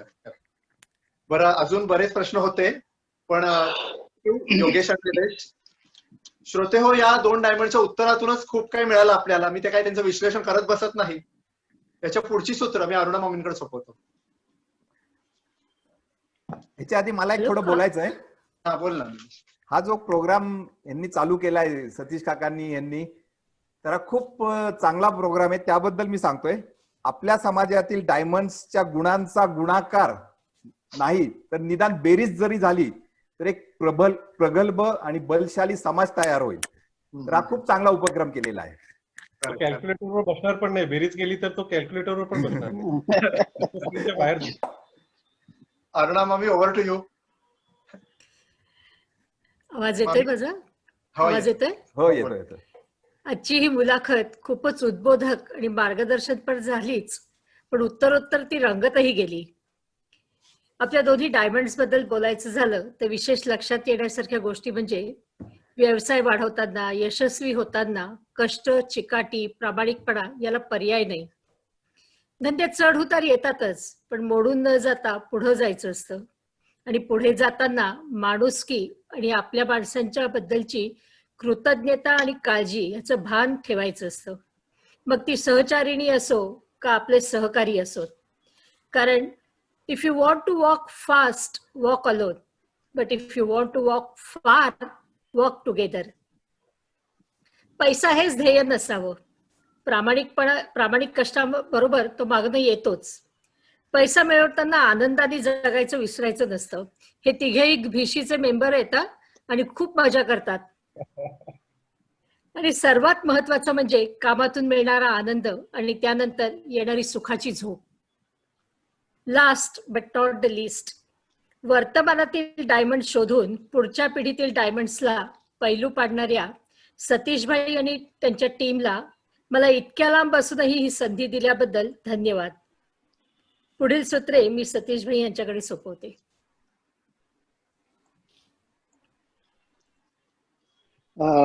Thank you Aruna वहिनी. आजचा कार्यक्रम जो मनाचा संवाद होता निलेश योगेश यांच्याशी संवाद डॉक्टर सचिन अनिल शहा यांनी अतिशय उत्तम प्रकारे सांभाळला. आणि खरंच मला कौतुक वाटतं डॉक्टर शहांचं की ह्या दोघांना टेक्निकली, म्हणजे डॉक्टर शहांचा बिझनेस वेगळा, या दोघांचा बिझनेस वेगळा, एखाद्या डोळ्यावर बोलणं किंवा शरीराच्या याच्यावर बोलणं वेगळं. आणि इतकं छान त्यांनी प्रश्न विचारले की या दोघांना, आणि शेवटचे जे काही 4-5 प्रश्न विचारले प्रत्येकाला, हे या सर्व मुलाखतीचा सारांश सांगून गेलं. त्यामुळे मी आता त्याच्यामध्ये डिटेल जात नाही. डॉक्टर अनिल शाह तुम्हाला सुद्धा धन्यवाद. योगेश निलेश तुम्हाला धन्यवाद. अरुणा तुला सुद्धा धन्यवाद. तू मेलबर्न मध्ये आहेस आणि एवढे छानपैकी तुम्ही ही मुलाखती ऐकता हे मला जेव्हा कळलं आणि तुला मी विचारलं एखादी मुलाखत तू हे करशील का अँकरिंग, तर तू बोलली मला आवडेल करायला. निश्चित तुम्ही सांगा तर खरं. आणि म्हणून मी ती संधी साधली आणि पुणेकरांनाच पुणेकरांची मुलाखत दिली तुम्हाला. छान झाला कार्यक्रम. आणि कार्यक्रम ऐकताना बऱ्याच वेळेला पुणेकरांचीच उत्तर ऐकायला मिळाली. कारण एक सांगायला आवडेल की योगेशनी सांगितलं पुराणिक हे ठाण्यातले होते आणि काम झाल्याप्रमाणे शब्द दिल्याप्रमाणे लगेच पैसे पण दिले. हे आमचे ठाणेकर जपतात की आपला शब्द जो आहे तो पाळतो आम्ही. अच्छा, चांगला वाटला आज. आणि तुमच्या या आजच्या कार्यक्रमातनं एक नक्कीच मला नवीन विषय सापडलाय तुमच्या दोघांतनं की तुम्ही धंदा कसा डेव्हलप केला. की आहे तो धंदा चालवत न करता संशोधन करत आजची गरज काय, कशा प्रकारे वाढवता येईल, या प्रकारे तुम्ही तर संशोधन करत करत वाढवलात. आणि आता अशा परिस्थितीत आलाय की तुम्हाला कॉम्पिटिटर फार कमी आहेत, 1-2 हातावर मोजण्या एवढे झालेत. तर खरोखर मित्रांनो, संशोधन पद्धत ही विचाराची दिशा आहे आजकाल. आणि या विषयावर आपल्याला पुढच्या शनिवारी याच विषयावर संशोधनावर प्रोफेसर डॉक्टर समीर बुटाला महाड यांची मुलाखत आपल्याला ऐकायची आहे. आणि त्यांना आम्ही विषय दिलेला आहे संशोधन पद्धत ही विचारांची दिशा. कारण आपल्या समाजात बरेचसे जे मुलं आहेत डिग्री होल्डर आहेत, आमच्या लिस्ट प्रमाणे जवळजवळ 300 लोक, जे 470 पैकी 300 लोकांकडे डिग्री आहे. आणि आता पुढे काय करायचंय, तर आमचे विचार आहे की तुम्ही डॉक्टरेट करा, म्हणजे संशोधन करा, एखाद्या विषयावर लक्ष द्या आणि त्याच्यामध्ये संशोधन करा. ही काळाची गरज आहे. आपण अमेरिकेला जातो, MS करतो, म्हणजे हेच की एखादा विषय घेऊन तिथं संशोधन करून त्या एखाद्या विषयाची MS होऊन यायचं. तर हे आपल्याला प्रोफेसर डॉक्टर समीर बुटाला यांची दिल्लीपासून गोव्यापासून चेन्नई पर्यंत सगळीकडे लेक्चर्स होतात आणि फक्त याच आणि याच विचार होतात की रिसर्च कसं करावं, तर ते आपल्याला माहिती देणार आहेत. आणि त्याप्रमाणे त्यांची मुलाखत महाडचे सुधीर शेठच म्हणूया, कारण सुधीर भाई त्यांना म्हटलेलं आवडत नाही. जसं आपण सचिन तेंडुलकरला म्हणतो सचिन, अहो सचिन कोण म्हणत नाही, तसा सुधीर इतका महाडला प्रसिद्ध आहे की सगळेजण त्याला सुधीरच हाक मारतात. तर ते त्यांच्याशी मनोगतद्वारे संवाद साधणार आहेत. तो पुढच्या शनिवारी संध्याकाळी 5 वाजता. आणि रविवारी एक वेगळा कार्यक्रम आम्ही तुमच्याकडे एक वेगळा कार्यक्रम घेऊन येतो आहोत. म्हणजे तुम्हाला सुद्धा माहित नाही, आम्हाला सुद्धा माहित नाही अशा पद्धतीचा, की या ठिकाणी आम्ही स्त्रियांसाठी याच्या पुढे प्राधान्य देणार आहोत. स्त्रियांच्या मुलाखती जास्तीत जास्त कशा होतील या पद्धतीने आम्ही त्यांच्यावर फोकस ठेवणार आहोत. आणि फोकस ठेवता ठेवता आम्हाला एक आढळून आलं की आपल्या समाजाची एक मुलगी मिसेस इंडिया, मिसेस आशिया हिने गेले 2-3 वर्ष नुसती ह्याच्यामध्ये मुकुट मिळवत ती प्रसिद्धी झालेली आहे. तिच्यामध्ये बऱ्याच मॅगझिन मध्ये तिचे फोटो झळकतात, बऱ्याचशा ऍडव्हर्टाईज मध्ये ती भाग घेते, बऱ्याचशा शो होतात, स्टेज शो, त्याच्यामध्ये ती असते, फॅशन शो वगैरे. तर अशा मिसेस अनिता शेठ यांची मुलाखत वैष्णव जागृती महाड याची ज्या संपादिका आहेत मंगला गांधी या घेणार आहेत.